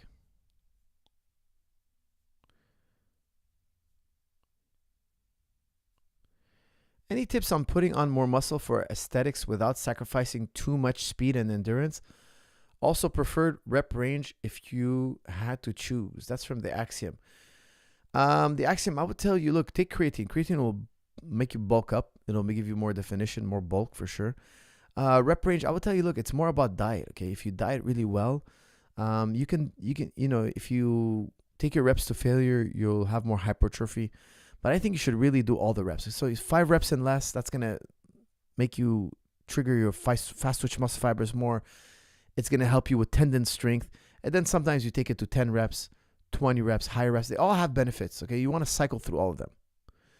But really, if you really want to bulk up, it's really about a slight caloric increase, slightly increase your calories and increase your proteins. Really go heavy on the proteins. Like the more protein, the better. Carbs for energy. I like to go low fat. I like high protein, high carb, low fat. Okay, that's my diet. I don't like low carb. I personally feel I have no energy. I don't feel good on it. I've tried it. It's not my thing. I really don't do well on it. Why did you stop promoting Tim Tam and Tony? What? And Tony F. Tony Ferguson update. Guys, I haven't heard much from Tony, so I'm still waiting on him. Why do you stop promoting Tim Tam? Well, I had to part ways with them a little bit, okay? Because during COVID, they had troubles. Like, I don't blame them, okay? Because every company forfeited. Guys, at the time before COVID, I had like 5 sponsors. Okay, Tim Tam was one of them. Every sponsor forfeited. Like literally, I got a letter in the mail saying, look, we're not going to be paying you anymore. This is not just COVID. Like my clothing company, every company I had promoting me. And they're all like, look, because of COVID, everything's being shut down. We can't make good on our contracts. I didn't freak out on them because it's like a force majeure or act of God, they say. Okay. Meaning, look, I had, let's say, a 3-year contract. We're not going to be paying you. Like we promised you we're going to pay you. We're not going to pay you. Why? COVID. It's a force majeure, act of God. Like you can't hold us liable to this. The whole economy is shutting down. The whole economy is, upside down. And I said, okay, no problem. I'll do my own thing. I'll figure out my own thing. I'll pivot. I'll figure something out. And unfortunately, COVID is one of the companies that took a major hit. Excuse me, not COVID. Tim Tam was one of the companies that took a major hit. They were doing super well, and everybody was happy. You guys were getting a great product. I was happy. Tim Tam was happy. The customers were happy. Everybody was happy. It was a match made in heaven. And then COVID hit, and they weren't able to get their supplies, and everybody thought it was just like a 2-week thing. Then it turned into a 2-month thing. Then it turned into a 2-year thing, and they just destroyed the whole economy. I don't blame them because they were doing everything professionally. They got hit with an unimaginable obstacle. Nobody ever thought that the supply chain was going to break down and that we're going to be shut down. Nobody thought of that. Like when they were telling me, wow, we're going to be shut down for 2 weeks. I thought 2 weeks, okay, it's not a big deal, 2 weeks. 2 weeks turned to 2 years. Now, did I think it was going to turn to 2 years? No, I thought 2 weeks was not going to really hurt anybody. And obviously turned the whole world upside down. So I had to part ways with them because they weren't able to continue. They weren't able to make good on, it was an unfortunate thing, it was just an unfortunate. I hold no ill will towards them. It's just that nobody could hold up their end of the bargain.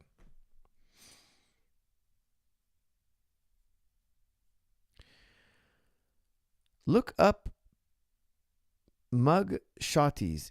It's a page on IG showing women's MUG shots and what they did. Women's mug shots and what they did. Guys, Instagram. Look up mug shots. It's a page on IG. I really don't want to go on IG, guys. Please. Don't send me to IG, please. How did matter come to differentiate itself? That's from Kasim. That's a great philosophical question. Great philosophical question. Are you asking me or telling me? How did matter come to differentiate itself? Very profound question, but too much. That's a deep question. That's a really. I'm gonna go on a rant for 30 minutes here. Salam coach, your guard retention instructional was a game changer. Opinion on Ethan Creliston's competing with Israeli flag on his rash guards. That's from Hamza B.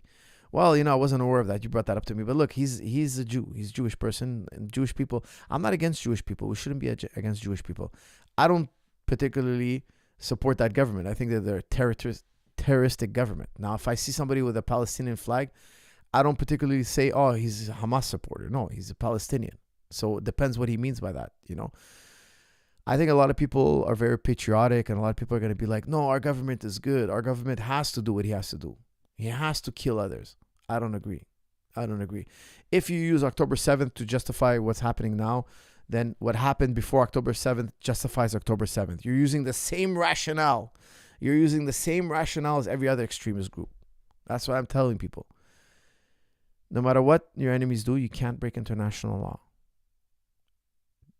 or else you're guilty of doing what they did. Okay, so I'm not familiar with what he wore. I don't know. I haven't had a discussion with him. I haven't trained with him in a bit. So I understand it's a touchy subject and everybody has their loyalties, but I personally don't support any government that murders innocent people.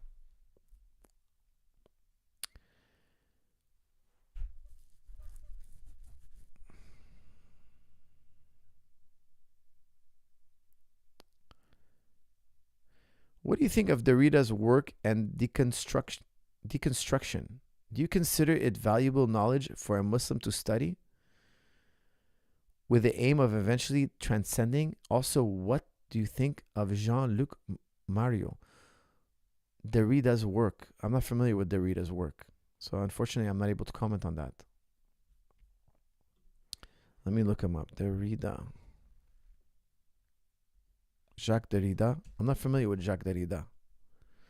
Jacques Derrida was a French philosopher. He developed a philosophy of deconstruction, which he utilized in a number of texts in which he was developed through reading. Let me look it up here. Derrida. Jacques Derrida, deconstruction. Seems interesting. I haven't looked him up.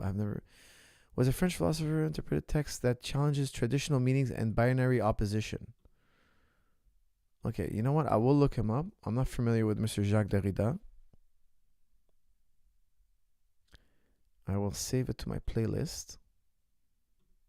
And I'll have a listen. Thank you for bringing it to my attention. I'm not familiar with Derrida. I will definitely have a look.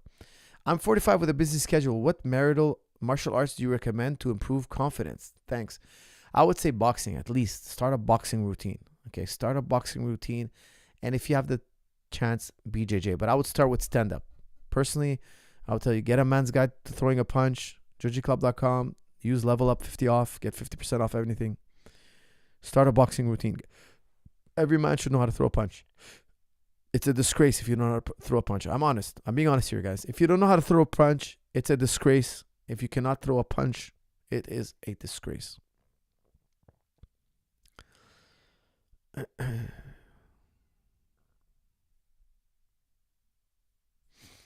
Missed super chat.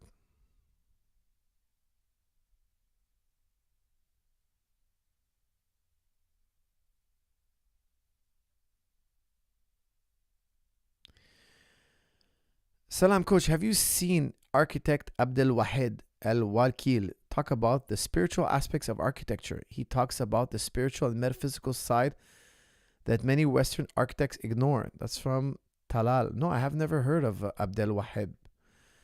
Let me look him up real quick. Abdel Wahid.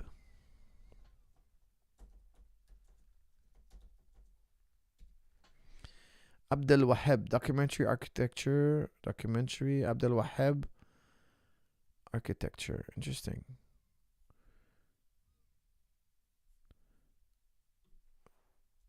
Architect.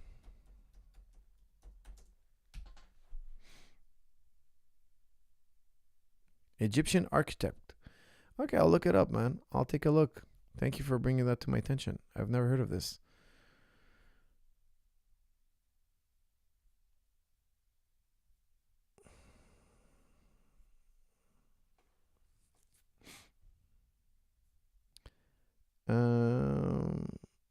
Okay, no, I did it all. A person who treats animals as humans basically has no spouse or kids, especially women. They treat animals as if they were their kids. That's from KD. Well, I don't think that's totally untrue. Okay, I think some people overdo it with pets. They try to replace the need for children with pets. I think ultimately, if they had their own children, they would never do that. It's a type of, inexperience. If you had your own child, you wouldn't be like, hey, I'd give up my kid for a pet. I think people humanize pets and they fill this void that they need, and they think their pet is as important as the other person's human child.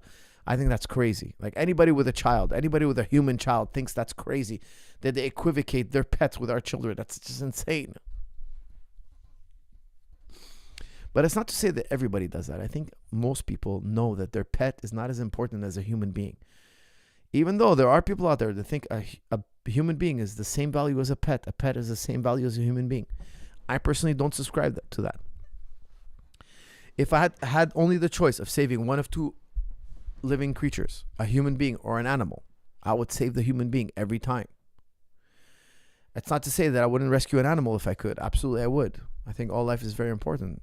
However, I would say that human life is always more important.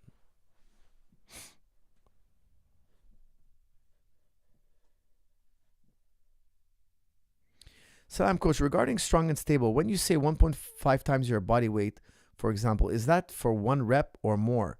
Thanks, doctor from Ireland, who was visited you and stayed in the dorms. Oh, that's cool, man. Terrence, great to meet you again. And I would say it's for a friendly max. Okay, so you should be able to do more. If you're pulling 1.5 times your body weight, it should be a 1 rep max, but it should be a friendly max. Like your eyes shouldn't be popping out of their head. You should do it quite comfortably. Okay, now you could aim for higher. Okay, now personally, I never do my real 1 rep max. Okay, so what we call a friendly max. I could have done 5 or 10 pounds more. Okay, I never even I could have done 15 pounds more. It's called a friendly max. You never want to really find out what your max is. You're estimating what your max is. You understand? So you're pulling. You're at 1.5 times your body weight. Hey, man, I could have added 20 more pounds. I would have done it. I always leave a margin of safety. Don't forget, there's a part in the video where we talk about the importance of margin of safety. I never go 100%. My eyeballs are going to pop out. I ripped my groin and, I got it up. I locked out and I officially pulled 1 times 5 my body weight. You're not getting it right, okay? It's what we call a friendly max. It should be a friendly max. There's a healthy reserve between what I did and what I could have done.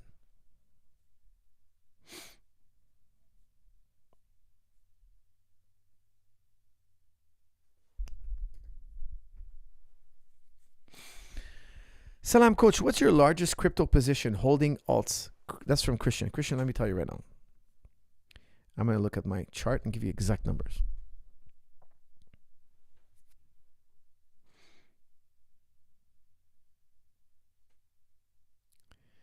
Okay, I have 75% Bitcoin. 18% is staked in Lido. So that's Ethereum, staked Ethereum. Okay, 18% of my portfolio is Ethereum. 2.8% is Solana. This is in value, okay, in terms of dollars. So 75% of my crypto worth is Bitcoin. 18% is ETH, staked ETH. 2.8% is Solana. And Avalanche, Cardano. Avalanche is less than 1%. Cardano is less than 1%. XRP is 0.3%. Sand is 0.14%. And I have also BitTensor. I have a few other coins elsewhere, okay? But look, the 75% of my crypto worth is Bitcoin. And that's because every time something pumps, I usually cash it out and buy more Bitcoin. You know, I want to, in the end, guys, what I want is Bitcoin.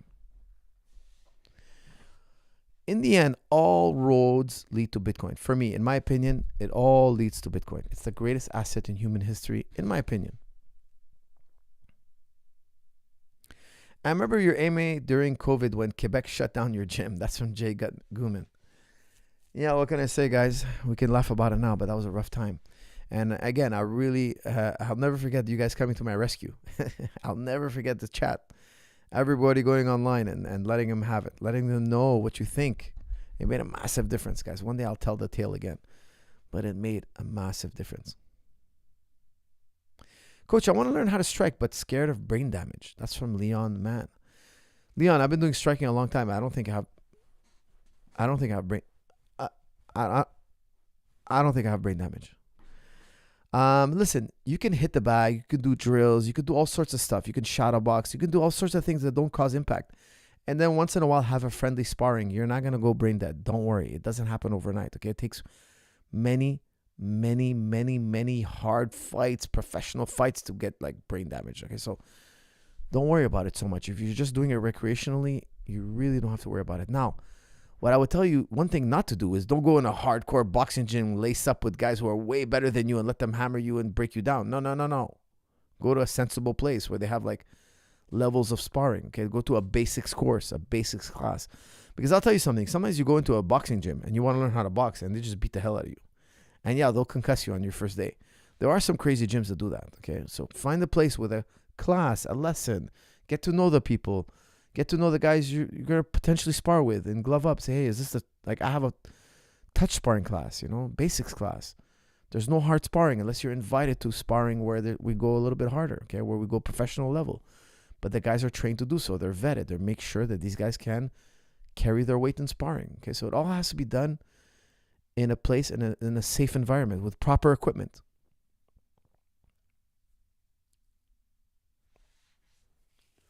All right, guys, it's 12:30, so I'm going to be calling it quits very shortly. So let's go light on the super chats now and just end up on a funny one. Okay, I'm going to do all the super chats, so don't worry. But let's end on something fun. I'm 45, busy schedule. What martial arts do you recommend to improve? Oh, we did this one already. I would say boxing. Okay, I don't know why, but my chat is always jumping up and down. Hold on a second. I don't know what it is today, but YouTube is lagging like crazy.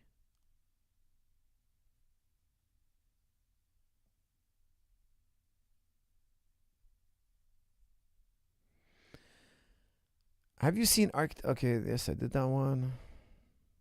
I don't know why it's lagging so bad. I'm 45. Okay, I did that one. I'm just going to bang out the super chats and then we'll end on the fun one. Hey, coach, huge fan. I'm 29 now, and it seems like the subconscious mind has taken over. I give in too easily to immediate pleasures. I'm fat and unhealthy. 5 years ago, I would laugh at what I'm typing, but I feel stuck. Would appreciate any advice. That's from Ali. Ali, I appreciate the super chat. And you're fat and unhealthy. 5 years ago, you had more discipline. I will tell you this, okay? Turn your want to into have to, okay? Take a lump sum of money, okay? Take a lump sum of money. I've done this to myself too, okay? Give it to somebody you trust and say, look, on this day, I'm going to weigh this much. And if I don't, I'm going to weigh right in front of you. And if I don't weigh this much, keep this money. Now, it's got to be an amount that wakes you up every day and makes you think, I need that amount back. And when you're eating, you're like, wait a second. I'm not going to have dessert, man. I'm not giving up that amount of money. Now, you know yourself, okay? You know yourself. What amount of money is going to make you motivated? You can't let that level go. Like, I'm telling you, like, I tell my wife, if I don't make this body fat percentage by my birthday, I'll give you this amount. I won't disclose the amount. I might have in the past, but believe me, I'm not ready to part with that amount. I just like make a friendly little goal for her. She tries to fatten me up, and I'm like, no, I'm not going to do it. I'm not going to allow myself to break my diet. I don't care whose birthday it is. I don't care whose wedding, this and that. I'm going to figure out my diet. I'm going to make sure that I'm the right body fat percentage by this day. Why? Because I'm not parting with that lump sum of money, man. There's no way I'm doing it. I think that's something that can really help jolt you into another level of thinking. Because, you'll notice that when people have a fight date, they start training so much harder. When people have a competition date, their mind kicks into another level of thinking, another level of motivation. And I find that to be massive. Because everybody has a plan, but if you don't have the motivation to follow the plan is useless. Motivation is so paramount. I've seen people lose weight. They don't know much about dieting, but they did it. Why? They were super motivated. Oftentimes when they get divorced or the doctor gives them bad news and he tells them, look, if you don't lose weight, you're going to die. Like, that's something super motivating. Like, your health is on the line. People jump, man. People dig deep and they find that motivation. Oftentimes, I feel like, I've trained thousands of people. When people are divorced, they lose weight. All of a sudden, now they look better than ever. They're motivated. Why? Because somebody said, hey, man, I don't want to be with you no more. Nah, I'm not back in the market. I'm back out in the market. Oh, now they think twice what they're going to eat. They know they got to look good. They know they got to shed 20 pounds, 30 pounds. I've seen people lose weight. I'll tell you something. A broken heart, a woman leaving you. I always know my students are brokenhearted. You know why? They come back to the gym. I haven't seen them in a while, and they're fat. Like, they were in shape. They were training with me. They were in super shape. They were tip top. And then they did it, because they wanted to meet somebody. And then they meet a girl, and then they get soft. They're like, oh, I'm not gonna go to the gym and bust heads and lift weights. I'm gonna sit here on this couch and watch a little bit of TV and eat some delicious foods, and then stuff my face and enjoy my time with my new partner here. And then all of a sudden, she looks at you one day. She's like, oh, you're not the guy I liked. You're not the guy who was too busy for me, who was in shape. Now you're this fat slob sitting on a couch. I don't want you no more. Be gone. And then I see them walk into the gym, and I see the look on their face. I've seen this 1,000 times. I can't tell you how many times I've seen it. And my students, like, I'm friends with them too, right? So I'll joke around with them sometimes. And I could tell, I always know, oh, you're back now. Oh, she didn't want you without me. She didn't want you. When you were with me, you were training. You were too busy for her. You had limited time. You were in shape. Everything was going your way. You had all the cards. And then you parted. And what happened? Downward spiral. And now you're back because you want to reinvent yourself. I see it all the time. It's crazy. People go from like 30 pounds overweight to shredded. Why? Some girl left them. Then they got that fire in their eye. They want to come back. They want to make the comeback. You got to do it to yourself. You don't need to wait to fall off the horse, okay? You can do it to yourself. You can gamify it, so to speak.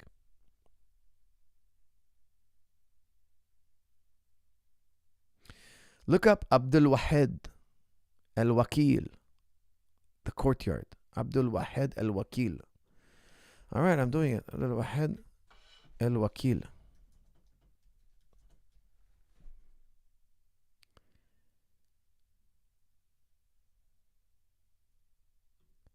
On beauty.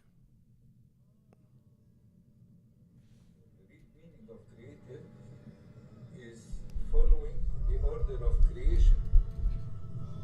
It is understanding how the world is created, and then you follow that order, you become creative.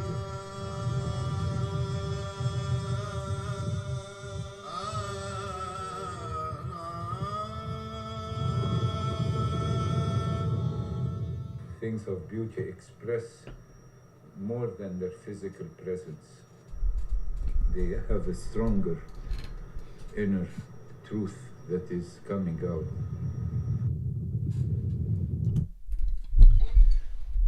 Okay, I'll have to check it out another time. That was just like a little intro. He was saying, look, you got to look at nature and see the beauty in nature, and then you got to recreate the essence. I think that's what I got. So he uses they were showing sand dunes and how God created the world, and then you got to try and mirror that somehow. That's what I got from it. I couldn't make out exactly what he was saying, but thank you for that. I'll take a look at it. I'm interested to see what kind of architecture he produces. But that will be for another day. I'll have to check it out.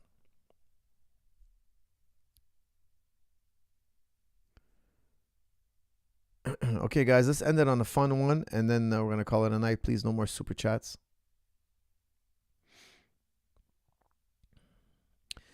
I'm from Beirut. On Joe Rogan's latest episode with Dave Smith, they argue representing desires the way religion does make them reemerge in worse ways. What? Latest episode with Dave Smith, they argue repressing desires. Excuse me, I misread that. Repressing desires the way religion does makes them reemerge in worse ways. Okay, sorry about that because YouTube just bugged on me again. Makes them reemerge in worse ways, alluding to criminal activity. At 2:29, what's your response to this? That's from FA. Let me look it up. Okay, let me pull it up. Let's see. Joe Rogan, Dave Smith. Dave Smith. Okay, Dave Smith. Okay, at 2:29. Okay, Dave Smith, the latest one. Is it 5 days ago? He was Adolf Hitler. You know. Okay, he's talking about Adolf Hitler here. In a world without like plumbing and toothbrushes Is this and the one? razors, fucking a man or fucking a woman, not that much different. Not a whole. What the hell is he talking about here? Okay, here we go. 2:29.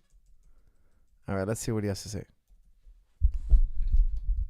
Threat of like, we will put you in a rape torture dungeon if you don't do X, Y, and Z. And I thought it was like a really brilliant point that's just totally acceptable. It's totally like acceptable. Threatening a man with rape, guys like you don't do very well in prison is a common like saying, and we all know what that means. They're saying you will be anally raped against your will, but whatever. You're a dude, so who cares? My friend was telling me about the American Taliban guy. Mm-hmm. You know, that guy that went over to join the Taliban? He said they raped that guy like 1,000 times. He said, like, that guy was a prisoner over there for like 4 years, and they just raped him continuously. And he said when he was working overseas, when he was deployed, he said you'd see guys raping guys all the time. Yeah. There was this one very slow guy that worked in the kitchen. These guys were lined up. Okay, I'm assuming it's a wrong clip. I hope. Which episode? Because he's on his show more than once. Dave Smith. Is this a more recent one? This one was posted 5 days ago, so this should be it. He's talking about wrong clip. It's called The Courtyard. What? Oh boy. Listen, I'll just play a little more. Maybe they talk about it soon. To rape this guy. There was one guy who had a colostomy bag, and the guy kept getting sick. He had to get medevaced. He's like, he'd get infected. It would go. They found out they were fucking the whole. Dude, I don't think this is the right clip. Okay, but look, I'll answer your question, okay? He's saying, look, if you're repressing desires, religions make you repress your desires, okay? And then what happens, they boil up, and then they reemerge in worse ways, okay? And let's give an example. There was a massive, and still ongoing, I would say,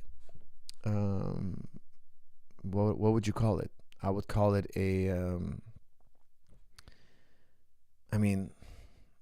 what would you call what happened with the Catholic priests? What would be a good name for it? I mean,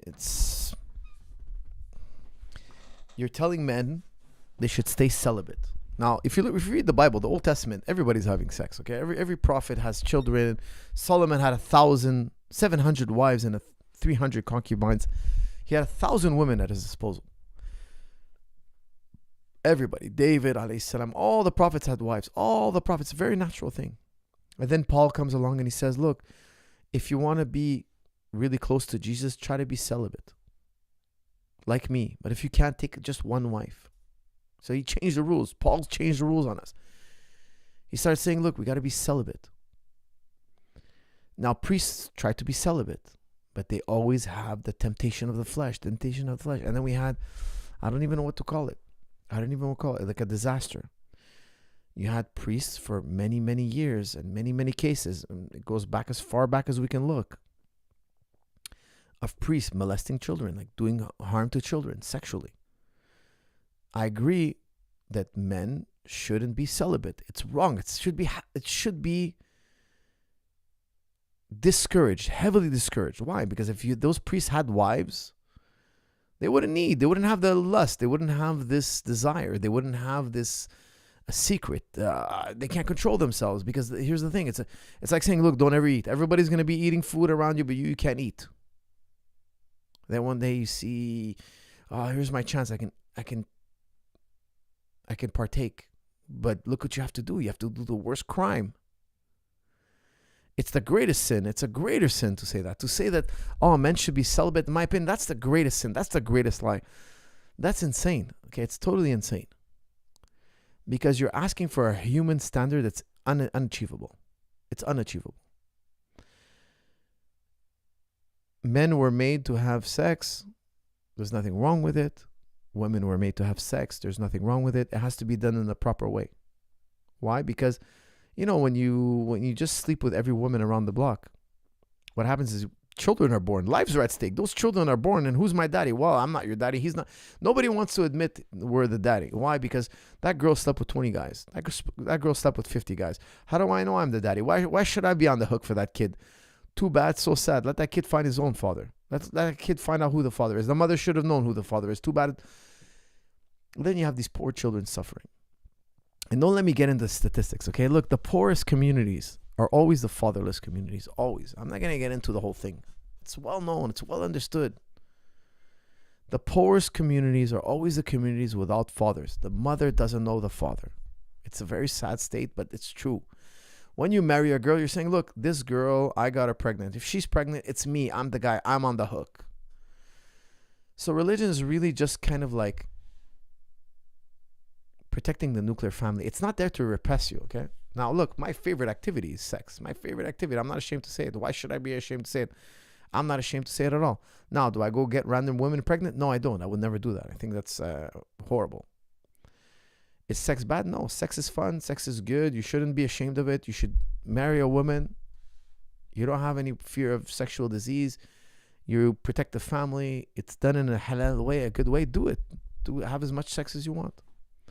But when you tell somebody, hey, you got to repress that desire for life, forever, I think it's an unrealistic standard. Now, what else does religion suppress? Doesn't really suppress much, like it suppresses what harms family. And I think we should all be on board and we should all respect family. The nuclear family must thrive. Now, look, I'll tell you something, guys. I don't have a thirst for alcohol. Why? I never drank alcohol. I drank alcohol when I was younger. I tried to experiment with it. It wasn't a central theme in my life. I don't have a desire to gamble. I don't have a desire to do all these things. Why? Because the whole community I'm surrounded with, we don't do those kind of things. So it's not something I'm not itching to drink alcohol. I'm not itching to do cocaine. I'm not I gotta have a hit. No, as a community, we came together and we said, we're not gonna do these things. They're bad. They harm the community. Hedonism is not freedom. We sometimes mistake hedonism for freedom. I should be able to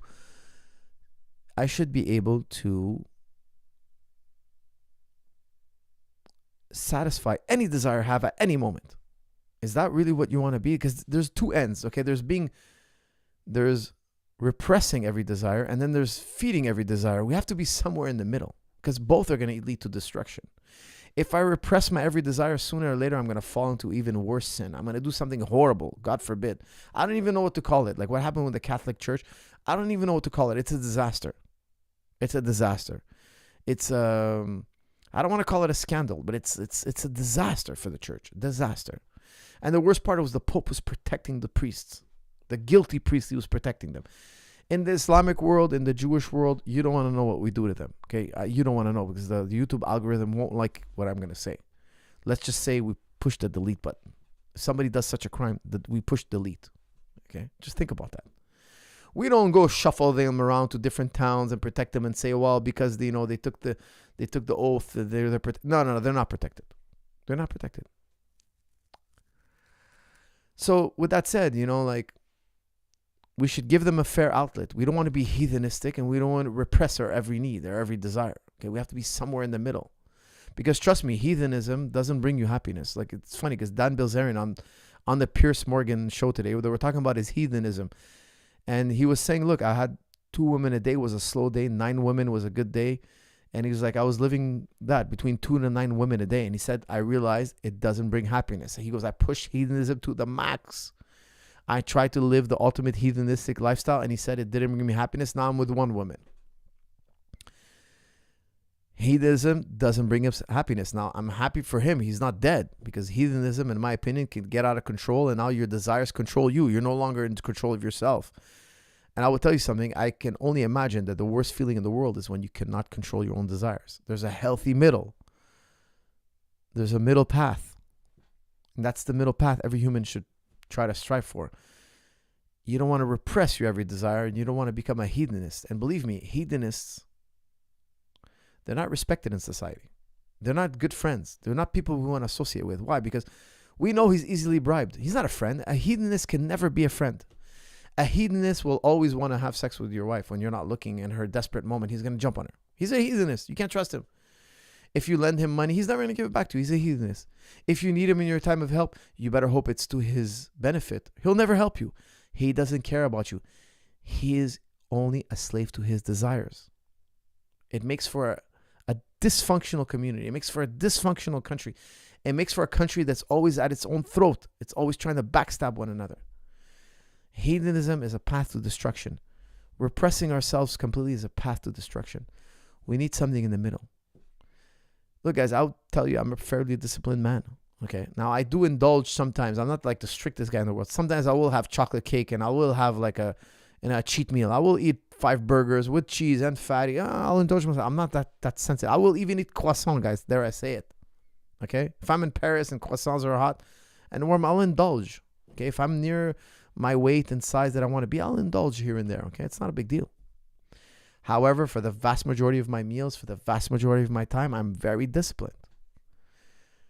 You don't need to go to extremes. Really avoid the extremes. So complete repressing yourself is a disaster, and obeying your every desire is also a disaster. Coach, skip more forward to the clip. Guys, I just did it. I think I did a full rebuttal to their discussion. Look, just because I want to keep you guys happy. All told that they're all those desires that they have. Oh, here it is. Okay, thank you. Thank you. Do we have to have the whole man-on-man? Here it is. Well, it's just people don't react well to other people telling them what to do. And when I was in high school, the thing was Catholic school girls were always freaks. Right. Like, Catholic school girls were wild because they didn't get to be around any boys ever. They were just at school with girls. They're all dressed in skirts, and they're all told that they're all those desires that they have, their bodies going through puberty, and they're just horny all the time, that they're bad. Yeah. And then they can't wait to get along with a girl. And it's again the same thing. Like, you repress it in one area, it's just it reemerges in a much uglier way than if you had just priests. been. Exactly. That's the best example of it emerging in the creepier way. And you know why they did that with Catholic priests? Why? Because the priests were like rock stars. They were fucking everybody. So you can't have sex anymore. You can't get married. But imagine saying to like a grown man that you can't ever have sex or jerk off. That's the expectation. The expectation is that you're supposed to never come. And they would give you medication so that you couldn't get hard. They'd give you saltpeter.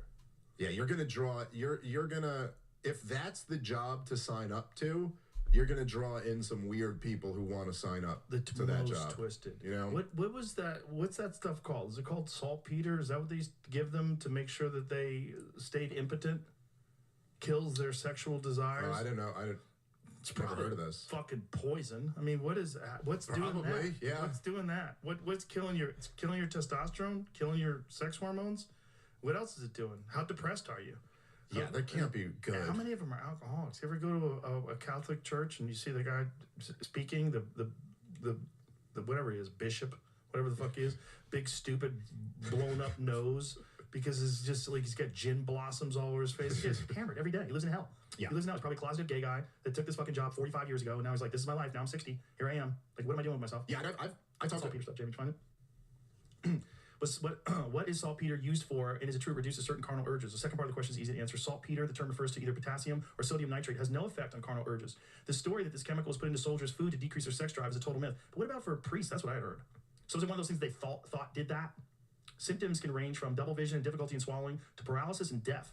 The spores of this organism lurk in many foods under the right conditions, lack of oxygen, low acidity, becomes active and liberate their toxin. Sausages are the classic example of a type of food that can be affected. And the word botulism, in fact, derives from the Latin botulus, meaning sausage. So this botulism, scroll back up again. I feel like I picked this up at a weird place. Serious aspects of saltpeter. One of the most deadly substances known to mankind is produced by Clostridium botulinum bacteria, 7 million times more toxic than cobra venom. Botulin poisons its victims by blocking the actions of neurotransmitter acetylcholine. Symptoms can range. Okay, so this is the symptoms from botulism. Does saltpeter come from botulism? So one of the serious aspects of it is one of the most deadly substances known to mankind is this botulism bacteria. Okay, botulism can be prevented by the appropriate use of sodium nitrate. Discovery that actually became about in an accidental fashion. Salting of meat is an ancient method of preservation based on the ability of sodium chloride to kill bacteria by drawing out much of their water content. About 500 years ago, some clever cook noted that the effectiveness of salt in preserving meat depends upon its source. Furthermore, salt that worked particularly well improved the meat's flavor and color. Okay, the secret turned out to be an impurity, potassium nitrate, more familiar known as saltpeter. Okay, so this is how they came up with it to combat botulism. Okay, now what about how does saltpeter work? What's the point of it? Why would people take it? I don't understand. What's it say? You wanted about priest, correct? Was the original. All right, guys. I think my point still stands. You know, like you don't want to repress all your desires, and you don't want to be a heathenist. You want to be in the middle, right? It's that simple. I mean, think about it. Does it make sense to repress all your desires? I find that to be insane. Like, look at the result. You have priests who have to take some kind of. I didn't even know that they gave them some kind of drug or substance to help them get over their desires. I didn't know this. This is the first I hear of it.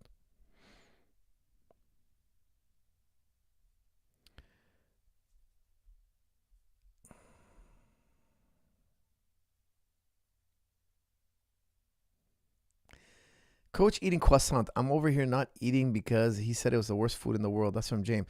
It is true. It is the least satiating and least nutritionist food. It's one of the worst foods you can eat. All I'm saying is if you're in Paris, okay, look, if you're in Paris or once a year, if you reach your goals, look, if I'm at 9% body fat, it's not my favorite. Look, croissant's not my favorite food. But if I'm at 9% body fat and I'm lean where I want to be, I'll have whatever I want. I'll have a cheat meal. But usually at that time, I'm not even into junk food anymore. But if I'm overweight, if I'm like a 36-inch waist, I'm like 14% body fat, I ain't eating croissant. You put 10,000 croissants. I'm in Paris for one day. I'm not eating croissant. No, I'm not going to go over my diet. So there's a time, guys. There's a time. Okay. You reach the milestone in your fitness. You have a celebratory event. Do it. It's fine. Have a croissant. It's not a big deal. But what I'm telling you, when you're reaching your goal, when you're going to your goal, you're 10 pounds overweight, no croissants, man. You got to make the decision. You got to cut off any possibility of junk food. No, there is no junk food. I'm going to lose at least 3 pounds before I have another cheat meal. Then I'm going to do 3 more pounds before I structure my plan. And I don't deviate from the plan unless something is absolutely doesn't make sense with my plan. Somebody tells me, look, the plan is not correct. We have to adjust it. But other than that, unless I find a flaw in my plan, I'm not breaking my plan. I have to have discipline. Discipline is success. Success is happiness. You got to think long-term happiness. Long-term. Everybody thinks short-term happiness. Short-term happiness is hell. Long-term happiness is real pleasure. It's a higher state of pleasure. All right, guys, let's end it on a fun one. I know I've been saying that for a while, but let's kill the super chats for now. Coach, what's your advice giving your 21-year-old self invest in? That's from Jaspal. That's a good one. I would tell you, obviously, crypto. If I was 21 years old, I would beg myself, go completely in crypto, man. Crypto, 100% crypto. Salam, Jin here. You reviewed my fight. Can only train Muay Thai or Jiu-Jitsu on the journey of completing my skill set. Advice, boxing 4 years experience. Salam, Jin here. You reviewed my fight. Can only train Muay Thai or Jiu-Jitsu on the journey of completing my skill set. Advice, ? Boxing 4 years experience.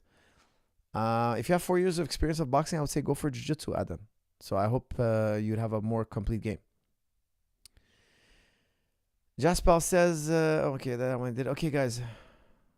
Chicharron, coach. What's a chicharron? Come on, let's end it on the fun one. Guys, please, no more super chats. Please, no more super chats. We're about to end this. Chicharron. Chicharron, a dish of fried pork. No, I don't eat pork, my friend. Read the room. I don't eat pork. Never tried chicharron. Fried pork rinds or pork belly that originates in Spain and are popular in Latin America. The word chicharron is Spanish for crackling. Never had one. And I don't eat pork, my brother. So sorry. Almond croissant. No thanks. What croissant do you like? If you were eating one, almond chocolate. That's from the man from Nepal. Almond chocolate is okay as long as it has chocolate. I like chocolate croissant. I would say is probably the flavor I would go for. With or without almonds, it would have to have chocolate. Much love from Halifax. You're a legend, bud. That's from Mart. D. Mart. Thank you very much. Coach, what would be your final meal? Okay, guys, that's it. That's the last one. Thank you, FA. Let me tell you what my final meal would be. Okay, a rib steak, halal, smoked, charred. Then you take a nice baguette, okay, and you make a garlic bread out of the baguette. You put garlic, you put olive oil, garlic, basil. Then I put cheese. I melt cheese on it. Listen, this is the best bite of food you'll ever eat, guys. First, you have to put the rib steak, okay? You gotta take a tomahawk steak. You gotta cook it for about 50 minutes to an hour in the smoke. And then you char it. First, you cook it, and about 47 degrees Celsius, you pull it. Okay, you put 45 degrees Celsius, you pull it. Then you char it on each side. It's gonna raise to about 52, 55 degrees Celsius. It's gonna be a perfect medium rare. Then you let it rest for about 10 minutes. In the meantime, you take a baguette of bread, you cut it in half, you chop it up in little pieces. You put garlic butter. Not garlic butter, sorry, garlic and oil. Salt. Then cheese. A nice mozzarella cheddar cheese on top. Then you put it in the oven, you melt it. Okay, you make a nice garlic bread. Oh, a beautiful piece of garlic bread with cheese. Then you take a slice of that beautiful steak. You cut the steak. And you put a beautiful slice of steak on it. And you eat it with a knife and fork. You bite into that piece of bread with the cheese, with the garlic, with the smoked steak. That is the greatest bite of food I ever had. The best bite of food you will ever have. Guys, I'm telling you, it's my favorite meal. Now, do I indulge like that all the time? No. Usually I eat the steak with vegetables. But, vegetables and potatoes. But, if I had my favorite bite of food, smoked steak ribeye on a garlic bread with cheese. Gratiné, as we say in Quebec. Okay, guys, that is my favorite bite of food. Guys, make sure to go to jujiclub.com. Use Level Up 50 off. Use the promo code. Get 50% off absolutely anything. And I'll see you all in the next episode. Thank you.